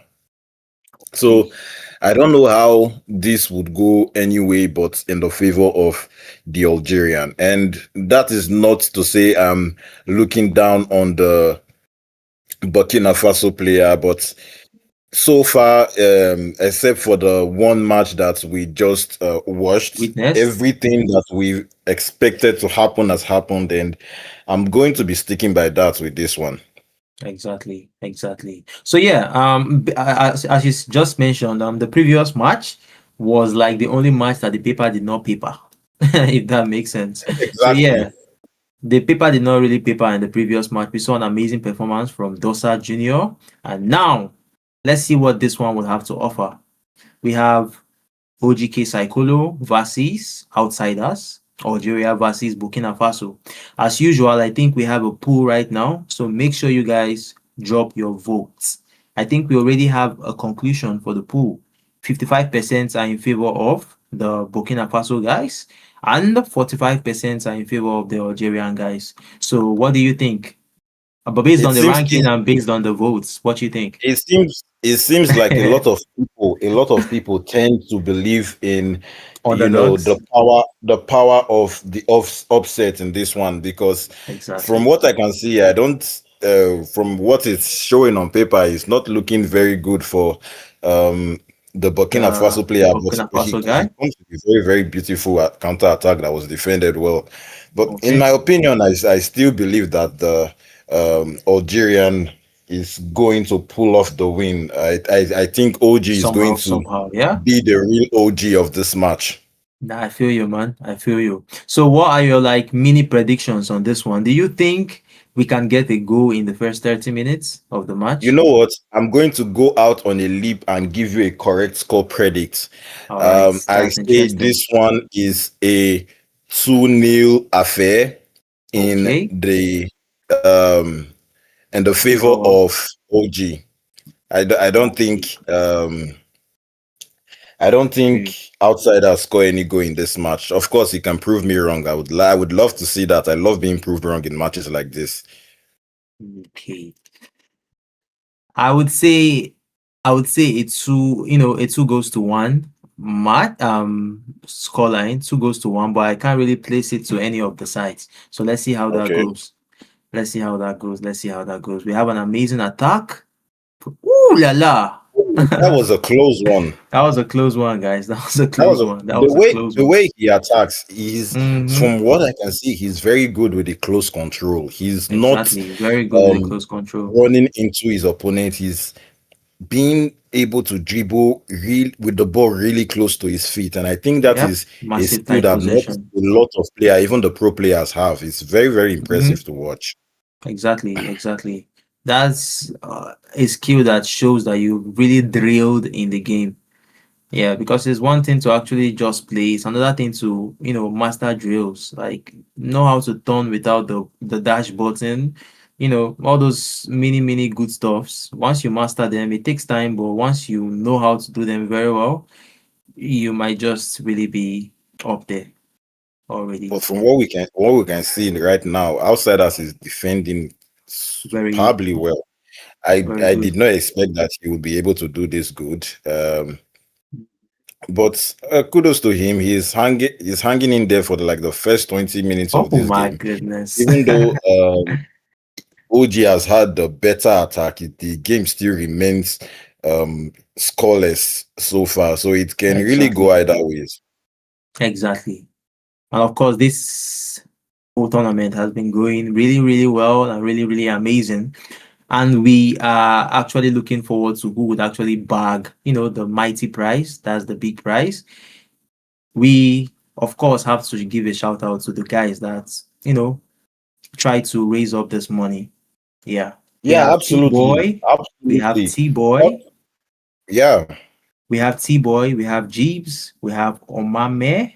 We have Bobby Wees. We have Steroid Carter.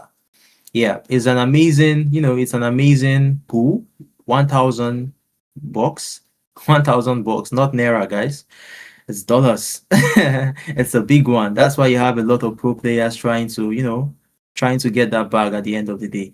Yeah. What's even more impressive as well is seeing the entire community coming together to push for Trying to make something that this even the big stages would not give us. So it's basically Mhm, we're mhm. taking Very vital point, our man. own fate by the hand, and kudos to all these guys who have come up with To the make this a cost reality. and the Exactly. price for this tournament. It wouldn't Kudos, have kudos, happened without kudos. them. As we And look as at we are this saying, and as we are counter attack, speaking, and as we were speaking, something just happened right now. of Something course. just happened right now. The Algerian side is not joking. OGK is not joking. He's trying to go against what the votes are saying. They gave him 45%, 11 votes in total, 45% to him, and the remaining ones, that's the 55% to Burkina Faso. But right now, we can see that he is, in my opinion, he has actually been in control since the start of this Yeah, match because, yeah, some amazing shots from the side, from the wing, trying to get that phenomenal finish from that position. But the player he's using is not Rummenigge, so we understand. So, and how do you see don't this match forget my going on? prediction. Yeah, don't forget my prediction. I Yeah, made yeah, it yeah. very clear. I think it's a 2-0 victory to OG. I Let's see think he's how going to be the real OG of this match, let's right? see how that So goes. Let's see how that goes. it's not to say that Outsider is not a good player. Obviously, he has been playing really well, and Mm-hmm. perhaps he can prove me wrong. But from the way that the matches is shaping up to be, it just seems like OG has really found his rhythm, and he's just keeping his foot on the gas pedal. I don't see Exactly. a way that Outsider Outsiders finds would come his way would back find into find a this way one. back. Yeah.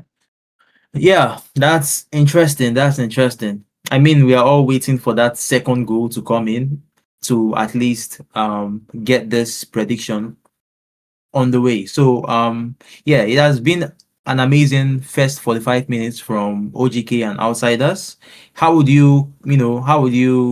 what would you say about the tempo, how the game is going and all that? Do you see Outsider as a very, very worthy competitor against this guy, based on what he Absolutely. can do in the I think second half? he's actually not playing bad at all. Even Exactly. though I feel he's not the favorite in this match. He's actually playing well. I just feel like he needs to tweak some things. And also I think he needs to invest more on his attack in his tactics settings, because just letting your opponent be the one to be on the front foot all the time is going to come back to bite you.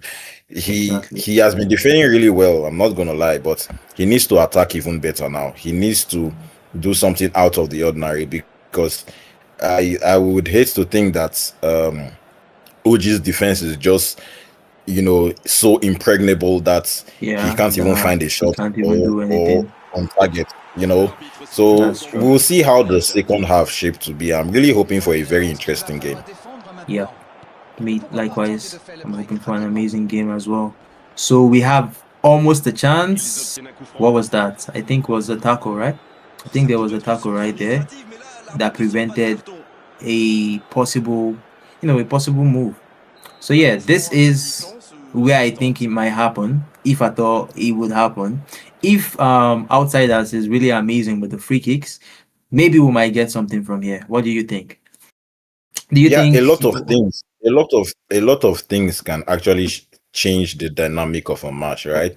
Things like Exactly. this, when you get a set piece, you might A not set be the piece. best at build up play or at counters, but you might be Mhm. really good at taking set piece, So it's very important that players actually invest in every area of their skill, and we'll see if Outsider is able to capitalize. Of course, he wasn't. He If he would wasn't have been able to able to capitalize capitalize, on maybe that this one. would have been a lot more interesting. But personally, I Exactly. feel like with the way the game is shaping up to be, Mm-hmm. OG is probably going to take this one. All right. I just got the results from the first rounds, and yeah, we have Burkina Faso winning 3-0 against Equatorial Guinea. Algeria, of course, coming in against Sudan with 3 goals ahead. So that simply means, of course, the goal difference right now is 4 for him, and he's actually, putting in that fight to maybe top the group at the end of the day. We have Cote d'Ivoire and Mozambique. Mozambique, the guys that played earlier, the match we actually Yeah. watched, which ended 2-1 and in favor of Dosa Junior.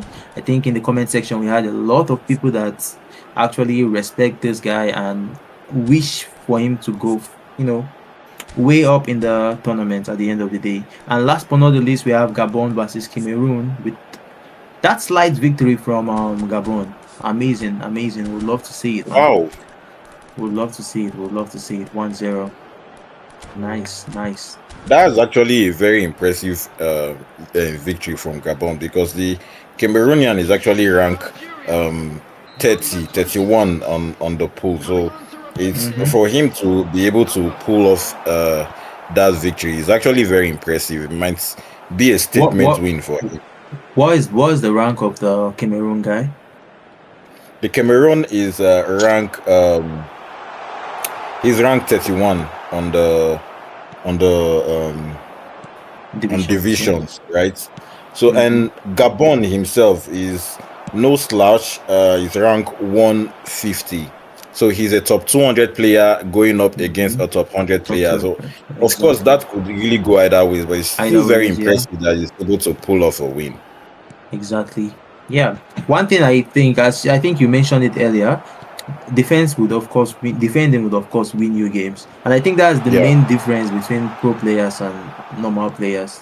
Defending, I know attacking is something that almost everyone can attack the same way, because we are humans. If that makes sense, we see those spaces and we try to use those spaces. Utilize them. We try to. So most of the times it's possible that we can all maybe attack in one way. But the defending is where it really makes a difference, man. Yes. If you can score that one goal and your opponent cannot score you back the 3 points. Yeah, it's that easy. Of course, and like you said, is a similar thing that is happening in this match, because as you can see, OG is playing really well and is defending really good as well. Defending really well. So if he can keep the game as it stands, he gets himself 3 points on the board. Exactly. So it is, like you said, defense really does win you game. Defense really wins you games, man. I'm really hoping that Outsider can do something, out of the box. He try to surprise his opponent, because right now it seems like OG has downloaded his playstyle and he knows exactly what he's going to do. I would hate for that to be the case, because I'm here to spectate and enjoy an interesting match. 1-0 game is not what I would call interesting in my book. I mean, it's both teams are really, really giving it their everything to try and make a difference. Like from the Algerian side, a solid difference, because of course, if a second goal goes in right now, of course they are hitting that counter, and if this happens, that was very tricky right there. He almost gave that back pass. Maybe if that player had a heel trick or something, maybe that would have worked perfectly well. Yeah, But yeah, we don't talk about how important those tiny skills are in the game. Skills like outside curlers, skills like heel trick. Oh, what a beautiful cancel! That guy just denied your predictions. Yeah, that was almost smacking 2-0. It would have been curtains. I still believe in this prediction though. But back to what I was saying, we don't discuss enough about how important these skills are. Like for me, I like to give my strikers skills like heel tricks so they can make.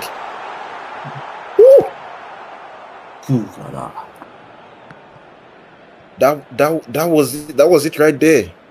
That was almost there, man. I don't think it's over though. This he's attacking so well. Exactly. The patience. He's attacking so well. He doesn't want to rush anything, and he knows that if he gets that second goal, it's curtains. Ooh, okay, it's almost happening. Yep. Almost happening. That pass was well read by the Mozambique guy, the Burkina Faso guy rather. It was well read and well anticipated for. Yeah, back to what I was saying, right? I like to give my strikers skills like a heel trick, outside curlers, and even fighting spirit, of which people don't talk about enough. Fighting spirit is a game changer, man. In any way, and people don't utilize this. People don't know this. Exactly. It changes how your players react, how invested they are in winning the game. Exactly. Right. So I think we should. That's a beautiful pass. Beautiful. Can we get something from this? I think he's gonna go for the cross. Can we get something? He has the pressure on that side and the matchup on the other side. Beautiful. Woo, bro! Kudos to you, man. You saw this coming, bro. I told you. I made the prediction, and now all he has to do is just defend and see the game out. Exactly. I made the prediction. I saw it. Exactly, and it's going in that direction. Yeah. Let's see if this guy can make my own prediction come to pass. If he can make a proper attack right now and score a goal, then maybe we can see a 2-1 victory. I sincerely doubt that because even me too, in my opinion, honest, based on how the game is going right now, I actually doubt that. But he's really pushing for something. Even if he has an attack, I feel OG would not be scared to go down and take a red card or a yellow card. Exactly, because right now, he doesn't really. Beautiful. Don't let him. Yeah, almost, man. He almost made my predictions right. Okay. It's over, man. Why would you spoil? Come on, no.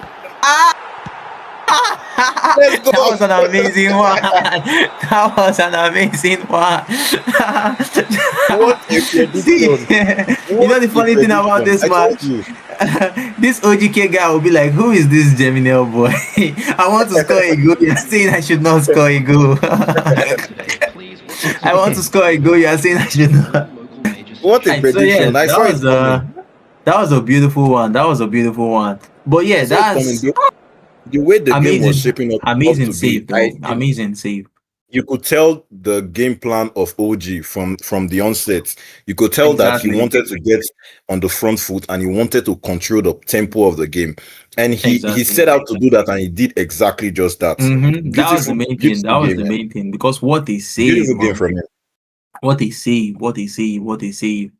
Yeah. What do you think? That particular that particular goal that was saved.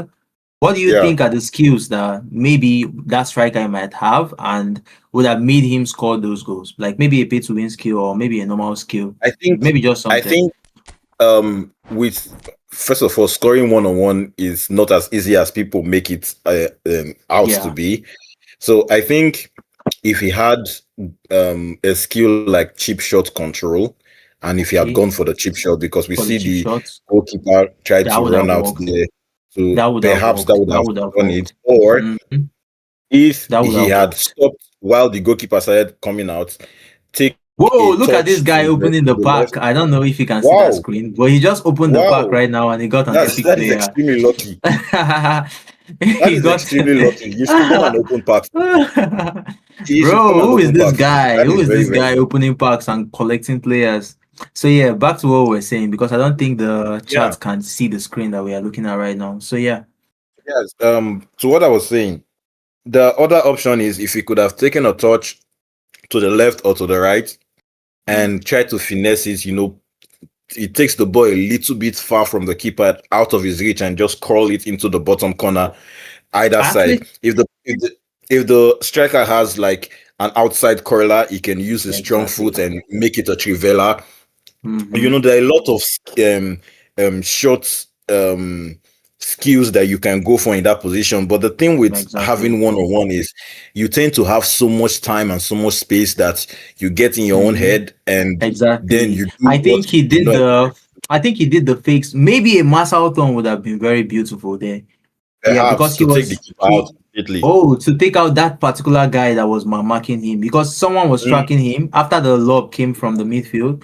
One particular player was tracking him down. So instead of like a fake shot, and that fake shot gave out like 3 or 4 seconds. So instead of that fake yeah, shot, yeah, a quick Marcel Tom might have given him. I think it might have given him the space. Yeah, yeah, of course. based on Yeah, yeah, kudos to OG. He played exceptionally well. This is played how you exceptionally well, actually man. play against another pro. You Exactly, try to man. control Exactly. the pace of the game. You get in the front foot, try to get the first goal, and really just frustrate them. Don't let them, Mm-hmm. ease their way back into the game. And Exactly, man. do your best not to make as much mistake as possible. If you can limit the amount of mistakes you make in game, you'll find yourself winning Yeah. a lot of matches. And someone in the chat is pointing out something. There is a possibility Okay. that it was manual goalkeeping. And if it was manual goalkeeping, that was beautiful because That you need serious anticipation, like some high level of anticipation to be able to anticipate that. Yeah, Yeah. manual goalkeeping, you need a very high level of read to Yeah, read I swear. exactly what your opponent. You might it could be that you bring your goalkeeper out or you move him Mm-hmm. to the left or to the right. There are a Yeah. lot of things that you can do with the There are a lot of goalkeeper things these to days. And consider if you're because able to guess right and your mm-hmm. opponent falls into your trap, it just shows the level of skill that you have to get into your opponent's head with Exactly that. But into of your course, it didn't opponent's matter head. in the end because he ended Because up losing the match. at the distance, if you Mm, notice, when we had a fake, at that side, there is a possibility that the other guy would have mm. predicted maybe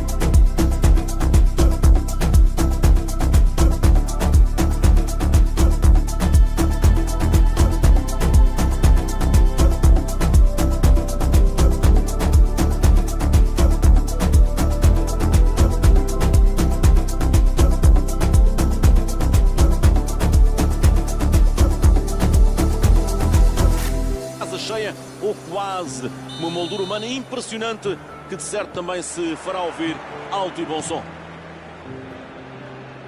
Este é um estádio.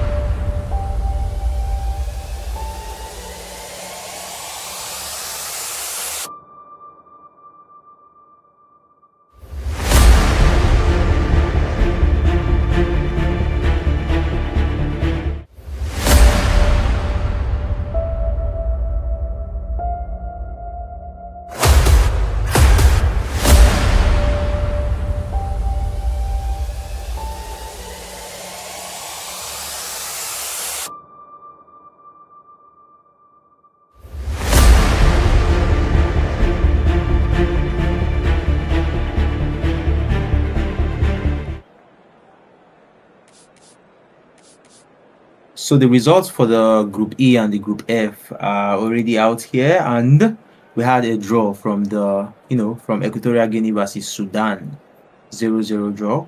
Algeria versus Burkina Faso, 2-0. Algeria, of course, that was the match we watched, the OGK versus the Outsiders. That was a very, very amazing match. Cameroon went on to win Cote d'Ivoire 2-1. And last but not the least, Gabon snatching it again snatching the 3 points against Dosa Junior, our previous You know, underdog champion. So what do you think, man, with the you know Dosa what, Junior? I Mm-hmm. honestly speaking, I think Gabon might be actually one to watch because from the way Yep, this particular group is shaping, it's looking like the group of death because exactly, man. everybody is taking points from everybody. Everybody is You taking points know, from pros or no, like you don't do pros here, man. You don't do exactly. pros here So, and anymore. the way Gabon is playing, he's coming in at rank 150 and he's playing like, Taking in the points you know, slowly, man. such an Last match he exceptional was player right now. exactly. Last match he was able to bag a 1-0 win against Cameroon, and now against Mozambique, Gabon was able to what? Still bag a 3-0 win. Three, So now we three, have 3-0. exactly 3-0 win. So right now we have Mozambique going against Cameroon. That's Dosa Junior against Touch, and I think soon you guys should be able to see it as well. What do you think about this match based on how tight this group is? Do you think Dosa Junior can actually still push for 6 points in the group, or do you think the Mozambique guy can, push? He has 3 points already, and right now, if he wins this match, he might, as Dosa Junior, he might be able to get 6 points. What do you think? Yeah, from what I can see. Oh, that's a very early starter. Hold that thought. Hold that thought right there. Dosa Junior, he just opened the match.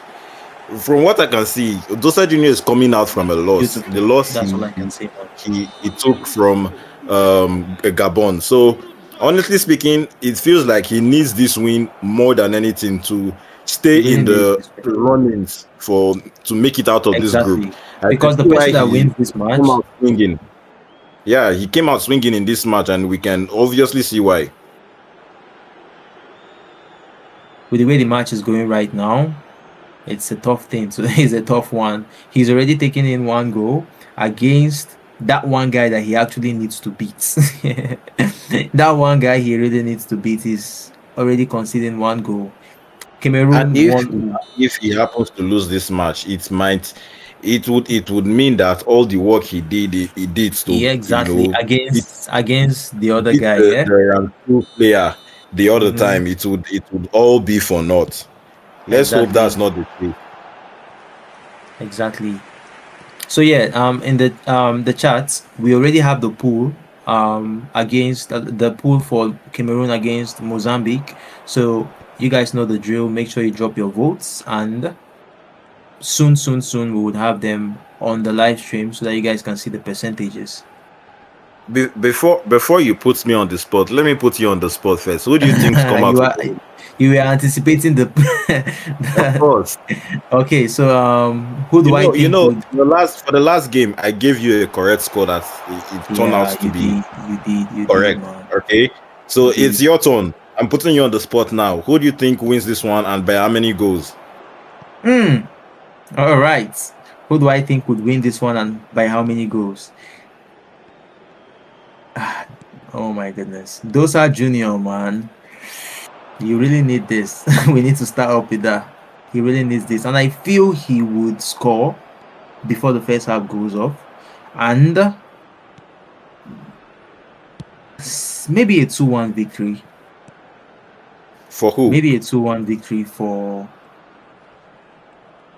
Oh my goodness, Thatch is moving like crazy though. Thatch is moving like crazy. So I think Thatch might actually win this one. Okay.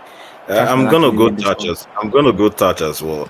And the reason I'm Yeah. actually going touch is because from the game that we've seen so far. Of course, it's only been 20 minutes on the clock. He's just looking like the one in control, and Dosa Junior, I feel like that loss that he's coming out from might be weighing in on his mind. It Exactly. might be affecting his psyche, perhaps, thinking about what he could have done different in that match. It's why we talk about how it's so important for you to have short-term memories when you're playing professional eFootball. You need to forget your losses and even your wins so you can perform in the moment, right? So Exactly. if Dosa Junior is not careful, he's going to be going on a losing streak, And let's hope he's able to pull something out of the bag and perhaps surprise every one of us here. Exactly. And we would actually anticipate that. Let's see if that if that 2-1 can actually work. I've heard a lot about this Touch guy as well. How is his ranking looking like? And his Yeah, resume. yeah, Touch is Touch actually a good player. He's ranked 31 on the divisions. rivals and divisions, right? He's ranked 31, and getting a top 100 rank is not something that is very easy to do. So he's definitely no slouch. And again, Dosa Junior is no slouch in his own right. He's also a top 200 player. So obviously some major giants going up against each other. But one thing I've come to notice against the pros in these matches, well, so far the matches that have been played, is that when one of them goes up in the first half, it's really difficult to for the pull other one that game to back. Find They a just comeback. know how to hold that. Yeah, they know defending.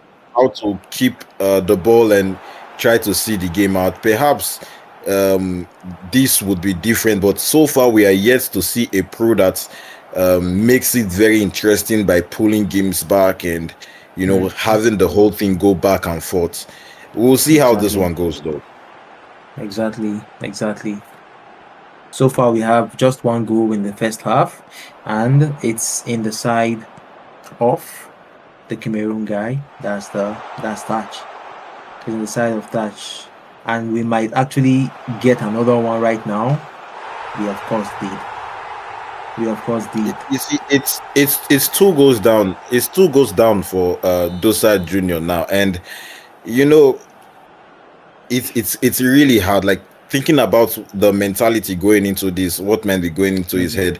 The time is not really there to, score a lot of goals. So at this point, considering how the other matches have been so far on the stream, I would say it might be time to start pushing players forward.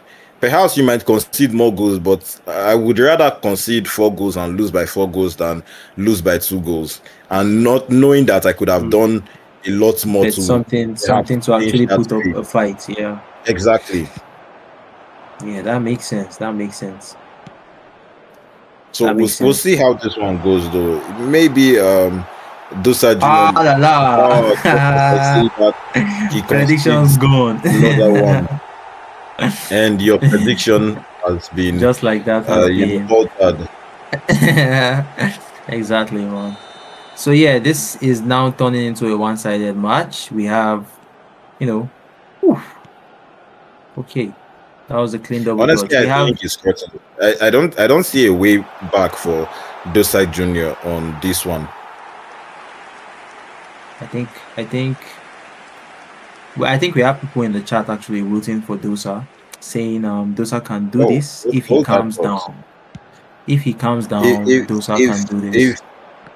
If you really think a pro player at this level would give up 3 goals in the space of 45 minutes, then I really don't know what to say to you, because in my opinion, the second half, Tats should be going 5 at the back. Perhaps 2 defensive or 3 defensive midfielders. Don't just give him don't even give him a sliver of hope that he can come back into this one. Exactly. That was a beautiful one, man. Mbeumo is just he's attacking really well. And of course the referee is playing the corner. If he gets another goal here, it would be cutting. At that point, he would just be trying to, get get his goal difference to increase, which might be what he's already trying to go for. But I guess we'll see. Exactly. I think the guy that made the comment about Dosa coming back into the game, he just highlighted that he made the comments when it was just 1 goal. But right now, I think he's retracting what he said, and he's giving his whole support to...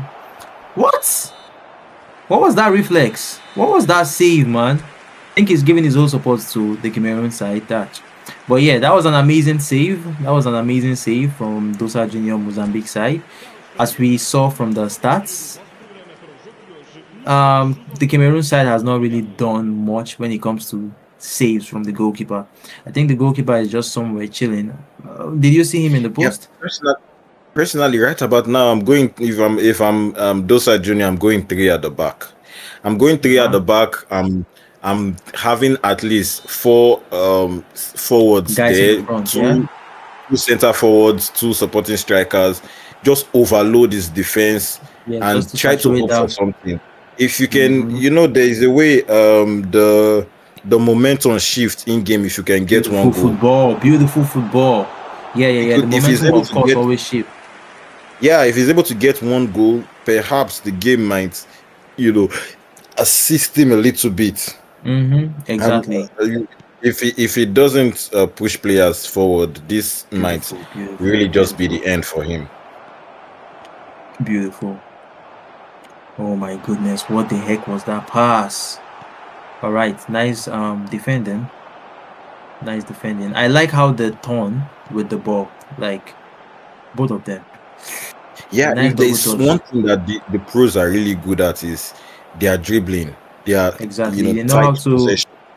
They know How they to. move the ball in really close spaces. Like my friend would say, with that he would say a very small plot of land.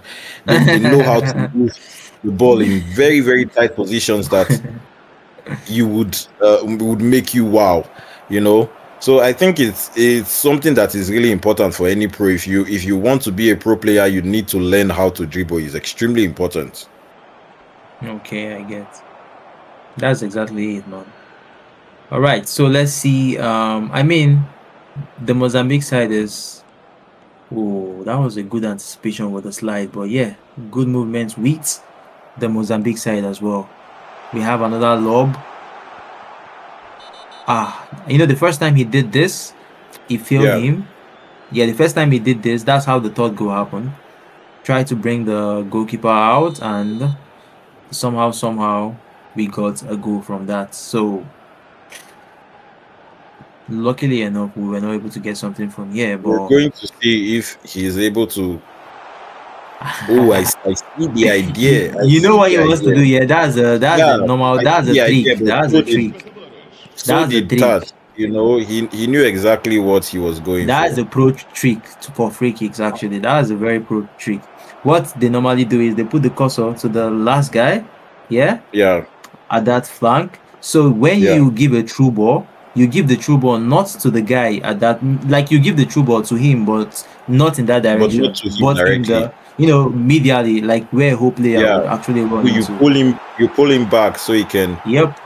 Want to meet the ball. That's actually very clever. And once you time it, it always works, man. I swear that thing always works. The reason is because once you time it properly, if you get the ball, most likely you are going to be sending that pass to someone that is a dribbler, maybe Neymar, maybe you get. So once you get the ball, you move in, someone comes to try and win that was the nice knock-on shot, but it didn't work out. But yeah, once you get the ball in that kind of position, bruh, a double touch or something will give you a lot of spaces to coil the ball and that's how you get the goal from the free kick.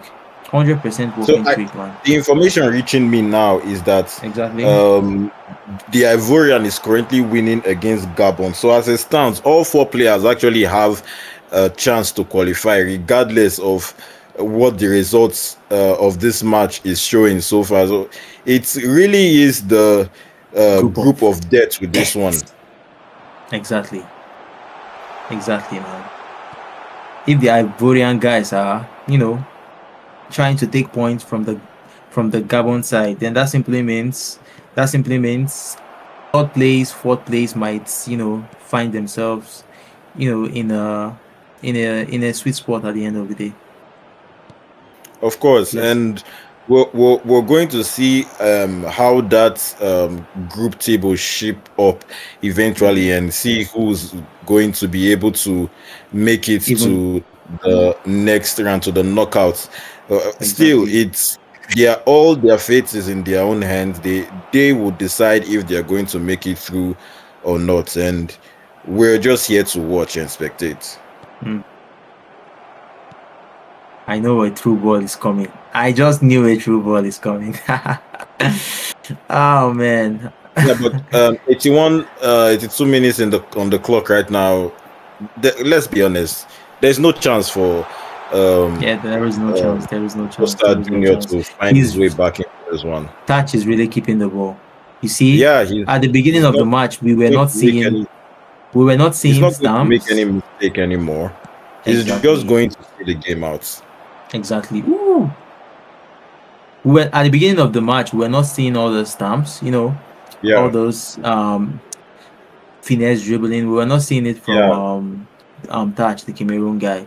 But now with the 3 goals up, he's really taking his time to make sure every single pass that leaves his player.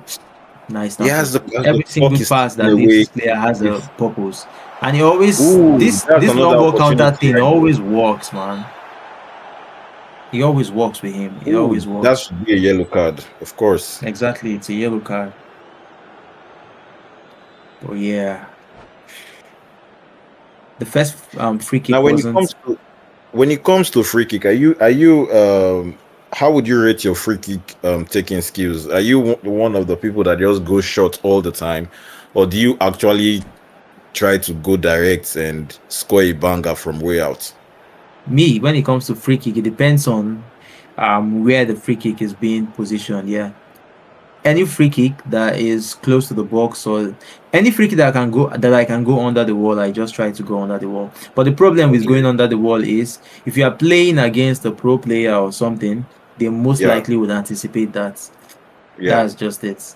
That's So just the they only thing. Yeah. okay. So So I would say maybe like 50% or something. Because it's always a 50-50 chance whenever I go with the free kicks. How of about you? course. Yeah, personally, I like to go short. Firstly, I shift the position of my players, just scatter them across the box so that my opponent doesn't really know who to mark. It would make him think that I'm going short. And Yeah, sometimes after doing that, I just go for the direct free kick. Or sometimes I shift exactly. the positions of the players, and right before I make a pass, I shift their position back into where they're supposed to be, and it's just chaos on the side of my opponent's defense. I make a quick pass and I go direct, take a I shot mean, through. if you have the chance to go short, it's advisable sometimes to actually go short. Beautiful Yeah, knock on. How did he save a knock on, man? That was the knock on finesse from Touch, and but we it can see was that this is the end. This is yeah. This is the end of the questions journey, for man. this match. And very good game from What a Taj, by the match, way. bro. Controlled What the a match, bro. pace of the game, and What a match, bro. commiserations to Dosa Jr., of course. What He's a gone match, man. back-to-back losses now, Exactly. and he must be feeling really hard done by with the Exactly. way this is shaping up to be. For the fact he was really, really amazing in the first match, everybody Yeah, was with the like, way he yeah, played against the rank 2 player, forgive me for exactly, forgetting his name. You would expect that coming into this one, whoever is going to face would actually feel the rot of his skill level, but it exactly. wasn't meant to be on this occasion. Yeah. What do you think? Do you think maybe the previous match somehow had an effect to his performance on this one? Yeah, I would say that. I would say that he perhaps had that match at the back of his mind, and Mhm. perhaps overthought it a little bit. Yeah, Might have been why he was overthinking his attack, and maybe also overthinking his defending in this match, which just led to making so many mistakes that Touch, of course, capitalized on, which is, yeah. like I mentioned earlier, is very, very important to have short-term memory. Lose or Hmm. win, always have short-term memory. What's important is the game in front of you. Exactly. That's the game you have to win. That's the game you have to win. Yeah. It was an amazing match, and based on the schedule we have, this should be the last main event coverage that we will be doing. So yeah, in general, what would you say based on the matches that we've watched? What would you Yeah, say with like? the way the groups are shaping up to be right Mm-hmm. now, with the way the groups are shaping up to be right now, I would say the Nigerian and the Senegalese players, they are the ones to watch in the tournament right now. And also, even though they lost their last match, the Gabon player, the Yeah, way he was able to he fight. made those two Mm-hmm. quick wins, I Mm-hmm. think he's really one to watch. I think he's really trying to make a statement in this tournament that he's not just going to, roll over and let people walk all over him. So from what Exactly. we can see, we have different groups, and for some group it's almost like a blowout. The top players there are just doing their team, and then we have the group of death where everyone is taking points from everyone, and eventually we're going to see who goes through in the group of death, but it's going to be a really close one. Exactly, exactly. The standings, of course, will be coming up very soon. The full result for the previous matches for the last phase of the this thing today of the matches today. We have 3-0 for Equatorial 3-0 Algeria versus Equatorial Guinea, and the 3 goals are for Algeria. We have Sudan versus Burkina Faso, 3 goals for Burkina Faso. Ivory Coast versus Gabon. Ivory Coast, that's MLM, I think, was able to snatch that victory against Gabon 4-3. And last but not the least, Mozambique versus Cameroon. Cameroon came through with 3 goals. Amazing, amazing, amazing. So yeah, this match we are I of think course that we just yeah, you can Yeah, say what you want to say.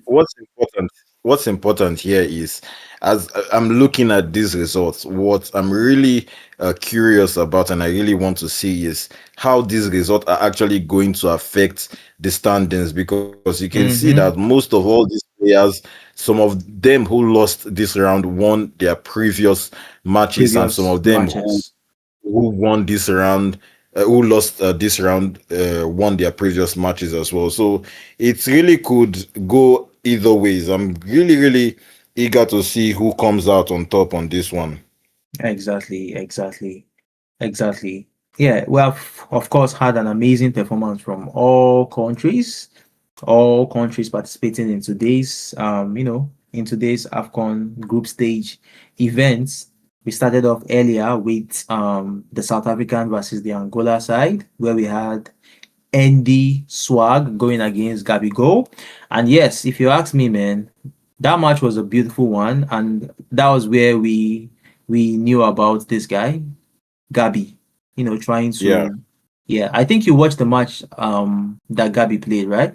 You saw how No, I he, I, I think I missed that one. The match that I okay, you met started was the Nigerian one, yeah? was the Nigerian match, the Okay, Nigerian okay. So Tanzania that, match. It was an amazing watch, by the way. Elozie really impressed me with that one. And honestly speaking, he's the one I'm rooting for of to go course, all the way and for the take flag. that prize. Of Yeah, course, for the I'm flag. Nigerian, so there's a bit of biasness to it, but also the guy did really well.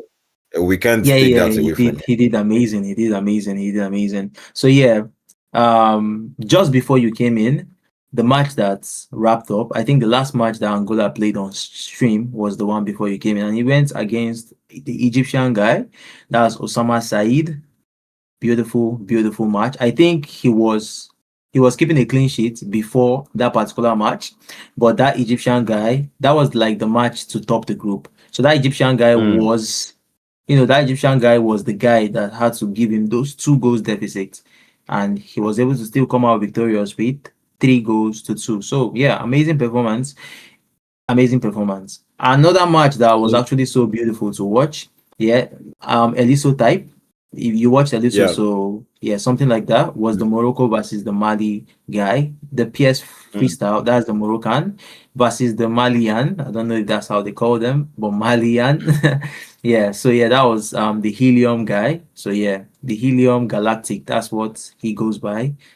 It was an amazing match as well. That was where I saw, a lot of those councils and councils and councils. And yeah, in my opinion, in general, yeah, this Cameroonian guy really made use of the midfield, really made use of those knock-ons. He attempted like 2 knock-ons or so, but based on based on the players, maybe their finishing or their calls are not really up there. He was Yeah. not able to convert. Or would I say maybe the goalkeeper was just something else? I don't know. So what would you say, like, based on the matches you witnessed, yeah? I think you Yeah. watched the second place. Yeah. You watched the second place. That's this guy, that's second in division. That's the Ivorian guy, right? I think so. Yeah. Algeria From as well. the matches that I Mm-hmm. watched, I Mm-hmm. think the one that the person I really want to see play again is between two people actually, but the person I really want to see play again is the Senegalese player. The way that Mm-hmm. guy controlled the pace. I think Yeah, he knows what's how his to do name it again? very well. Yeah. Um Momo Juve. Momo Juve, the way Mm-hmm. he controlled the tempo of the game, even when he was down by one man, he still went on Mm-hmm. to score so many goals. This was That was he insane, was winning man. the game by one That's o, and then considered a red card. You would expect yeah, that he would try to see this game out, not concede any goals. No, exactly. he goes on to score six more goals in the same match. And of course, you might want to say, oh, his opponent is a Division 3 player. I implore you to play a Division 3 player with 10 men One on the with 10 pitch men, man. and see how it works. If you would, It's because not that easy I've faced a lot of those Division 3 and Division 2 players. They can be some of the toughest opponents at to play times. against. Yeah. So it's really impressive how he controlled that game and how he didn't take his foot off the neck of his opponent on that one. So he's really Yeah. one that I'm looking forward to seeing going into the knockout. I want to see if he will be able to go all the way. Maybe at some point we will get a matchup between him and the Nigerian, who has also really impressed me as well. So over time, we'll see how this one shakes up. Yeah, that's really, really the way I see it as well. Me personally, if I'm to, give my matchups for the future games, the matches I would actually like to see, like the combos, yeah. I think the first one would be Eliso versus the PS Freestyle guy. That would be a Mm, matchup for councils. Like, I think amongst everybody that played today, I think those two really did a lot of councils. Like, that's how they play the game. They council try to, make those spaces available and then they use it. So yeah, I actually would love to see who the king of council would be at the end of the day. Nigeria versus Morocco, Eliso PS versus PS Freestyle. All right, and as the guy's name go, the Moroccan guy, PS Freestyle, that simply mm. means that's what he normally does. I think Yes. if you see a name like And this, I PS think Freestyle, it means yeah, if they match up with each other, even though mhm, they both have a similar play style, I sincerely believe that they're going to be trying to play differently because obviously they they would would have have to. They would have to. knowledge of each other and know that this is Hmm. exactly how they play, Yeah, and they will both come in with a game plan on how to how counter each to. other's playstyle. So I feel like watching that match, it might not be what we originally expect because we would be Yeah. expecting a lot of cancels and a lot of skill move Hmm. going into that one. You might not see that much Exactly. of fluidity in that game, considering that it's almost as if they both cancel each other out. The most important Yeah. thing for either of them at that point would be getting the results. So Hmm. it would really be an interesting one to see. It will be an interesting I, one. It will be an interesting one. mm, On the flip side, we have the goal gallows, the guys that pumped so many goals. And I think amongst the list we have Angola and we have Senegal. That's Momo Juve. So yeah, somehow if this picture can actually happen, I would actually love to see it because when we saw the Angola guy, I think he smacked like 6 goals, man. 6 goals in a particular match. This one as well, Momo Juve smacking a lot of goals, even with a man down. So yes, and mm, they played almost with the same similar pattern. Control the midfield, send that ball to the front. Your player gets behind, solo, one on one with the goalkeeper, finish. boom, do another one, the same thing. That's how they actually used to like dominate a lot. But yeah, this guy, the Angolan guy, had a little variety with this place that he did this, for most of the time while he tried to score. But something else that he also did was the cross. The cross. He was Mm. crossing as well. And that's where I saw the Zola guy that was able to what convert those crosses and bullet header vibes, scoring some goals as well. So yes, if this clash happens, based on how I've described these two players, who do you think might actually get a win? Maybe based on their track record, maybe based on their division ranks, maybe anything. Like, what do you think? You know, I can't exactly tell you who I think would come out on top, but what I can say is that Yeah. a clash like that, what I'm really just looking forward to see is goals. Because when you have Mm-hmm. two goal scoring side, what you're really looking forward to in matches like that is both sides not really worrying much about the defending. They just want to outscore Exactly. their opponents, Exactly. and those are the kind of matches that people actually pay big money to see, Mm-hmm. right? I Mm-hmm. want to see Exactly. that much shaking Outscore. every 5 minutes of the game. So All right. whoever comes out on top is not my business. I just want to see you both really Goals. go at it. Yeah, Exactly. So now let me just ask you this one question. Amongst the mm, first I brought two combos, right? I brought the first one and the second one. So the first one is more like the first one is the counseling guys, while the second one is yeah, more like the direct attacking guys. So amongst these two guys, who do you think, if one of these two would be the two finalists, for the final yeah, spots, like if one of these two yeah. categories would be, who do you think would actually be in the final spots?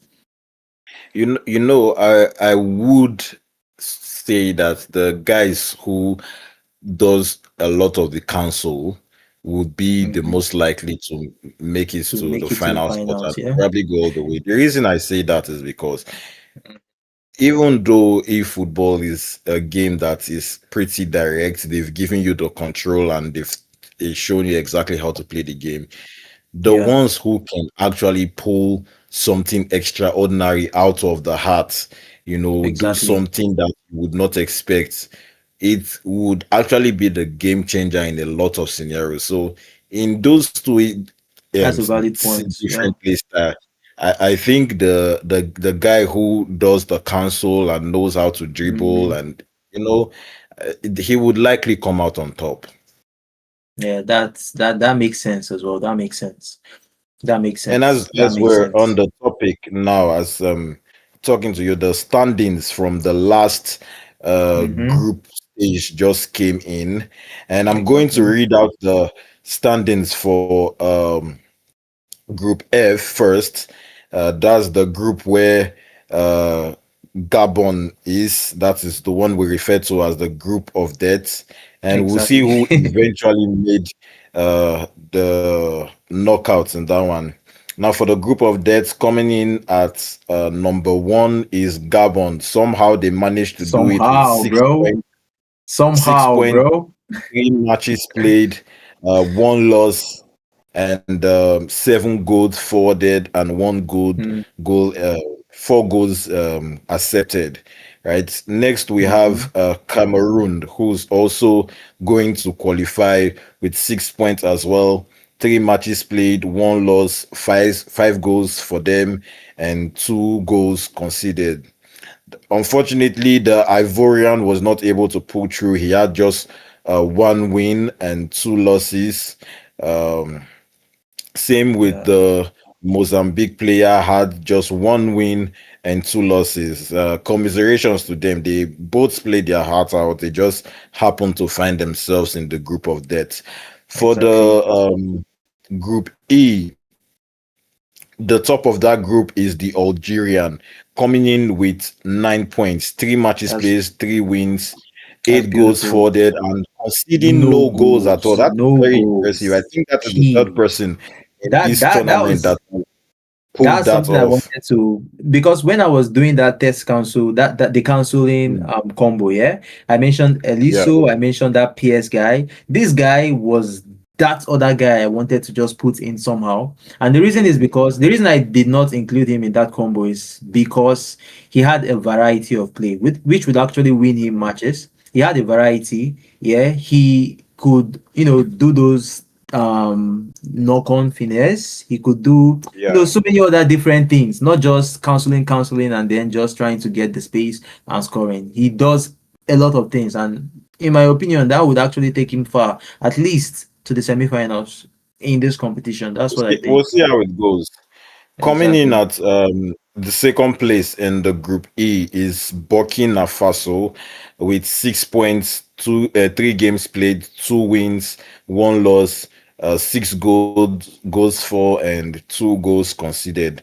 Equatorial Guinea was not able to, make it. They have 1 point, which is 2 losses and 1 draw. They scored no goals and conceded 6. Sudan is at the bottom of the table with 1 draw as well and 2 losses, 0 goals and 0 goals for them and 6 goals conceded. So we can, with the way the standings are, who are you really looking forward to see in the knockouts? Based on how the standings are, of course, we have people that are, sure inside the knockouts already. But Yeah. to be honest, if you ask me, this Cote d'Ivoire, I think they still have a chance, of course. They are in the third place, and the way it works is the best four from the, amongst we have 6 groups. So of course the best four third place guys would find a way into, the knockout stages. So the Cote d'Ivoire guy, let's see. I will come back to your question later. The Cote d'Ivoire guy has how many goals? 6 goals, 7 against. That does not look Yeah. very nice. It doesn't look very nice, and it comes back to what we were talking about the initially when the Senegalese player was scoring so many goals. Goal difference is Mhm. very important when it comes to Exactly. tournament like this. Exactly. Even if you lose a match or you draw a match, try not to lose by so many goals. Don't concede Mhm. so much and try to score as much as possible. As It much as could really possible. make or break your chances of getting through to the next round. Exactly. Those goals are very, very important. And the Equatorial Guinea guy from the other side, which is the third place from Group E, was not able to get a win. So I don't think he will pull through.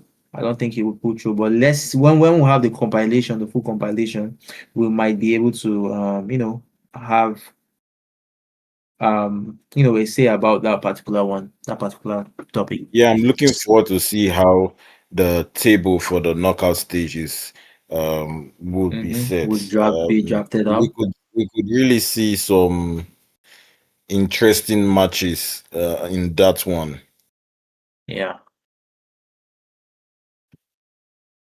Let's see how that goes. Let's see how that goes. Let's see how that goes. Of course. Let's see how that Now, goes. when it comes to skill levels in on eFootball, how exactly do you rank people? Are you typically one of those that just go strictly based on the highest ranking that they've ever had, or do you tend to rank Watch them them based play. on how often they actually make those rankings, like top Oh, 1K, top 500, top 100, division 1? How exactly do you rank these I think players? it's fair to go with the more often side. Why? Because if you can do it once, you can do it again, right? So that's how I see it, man. If you go often and often and often, that simply means your adaptation level for pushing is really high. You know how Yeah, to but then again, there are these players that we used to what's it called, um there are players that we consider to be, should I call them hunters? There are people that we call yeah. Div 1 hunters. These are players Mhm. that are not extremely good at the game. They are not very good, but they just try to get Div 1 3 times so they can put those 3 badges on their profile, Yeah. or they try to get top 1K 3 times so they can put those three badges on their profile. And once they're able to do that, they don't even try so hard to make it that far anymore. Would you really consider them to be on the same level as the guy who constantly tries to make top 1K, even though he's not able to make it, but he really does try his best? Okay, so you say the hunters, yeah, versus the guy that constantly push. Yeah, the consistent players. Okay. So based on the way you describe the consistent players, I think you said Yeah, something like they don't really know like they don't really know how to play it that well compared to the other yeah. guys, but they just try to keep that consistency going on. Mm, if you Okay, ask me, that's yeah. if you ask me, I would say those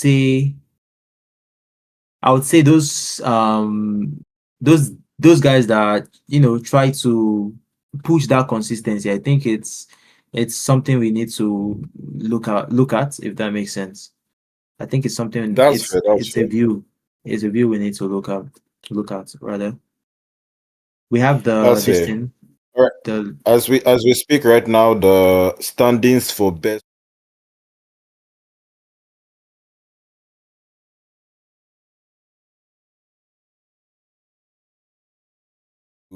to the knockouts, and from what I can see, Cote d'Ivoire is going to be at the top of that table.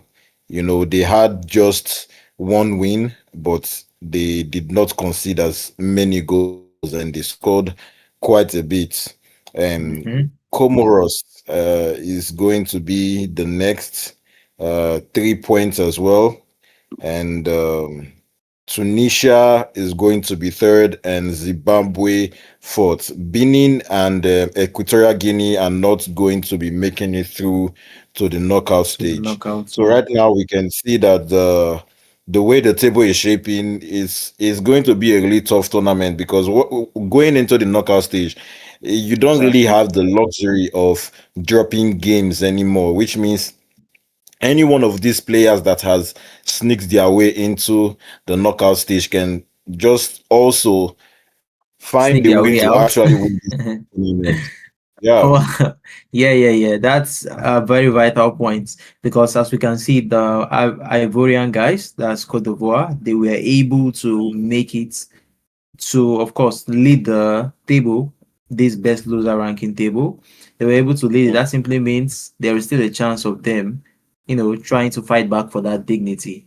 It's Mhm. top rank too, so I think maybe tomorrow we might see a statement from these guys saying, But, yeah, they are here to play. well, well, you all will have to join us tomorrow for the knockout stages to see who actually makes it through and how the whole thing shapes up. That would actually Exactly. be all for the group stages of this tournament today. And I will see you guys tomorrow. Make sure you tune in as the tournament is only going to get more interesting from here. Exactly.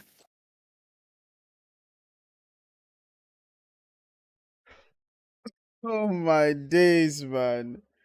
Oh my days. What a day. It's been crazy. It's been crazy. I can't even lie to you. It's been crazy. But wow. All right then, guys. That's about it for the group stage fixtures. It's been a really, really nice tournament. I've really enjoyed some matches. To be fair, a huge shout out to Gemini, FIFA, and DBG, man. And they took us through all of that. That was really, really interesting. And here's where it gets interesting, guys. Knockout stage, tomorrow. Knockout stage tomorrow is going to be intense because the best players are the ones that qualify for the knockout stage. You have the likes of Eliso, you have Momo Juve, you have Touch, so many more players, man. It's going to be so much fun. And with that being said, that will be the end of the stream for today. So don't forget to hit that like button, turn on post notification if you're not subscribed yet. Subscribe as well, and we'll see you guys tomorrow. Bye bye.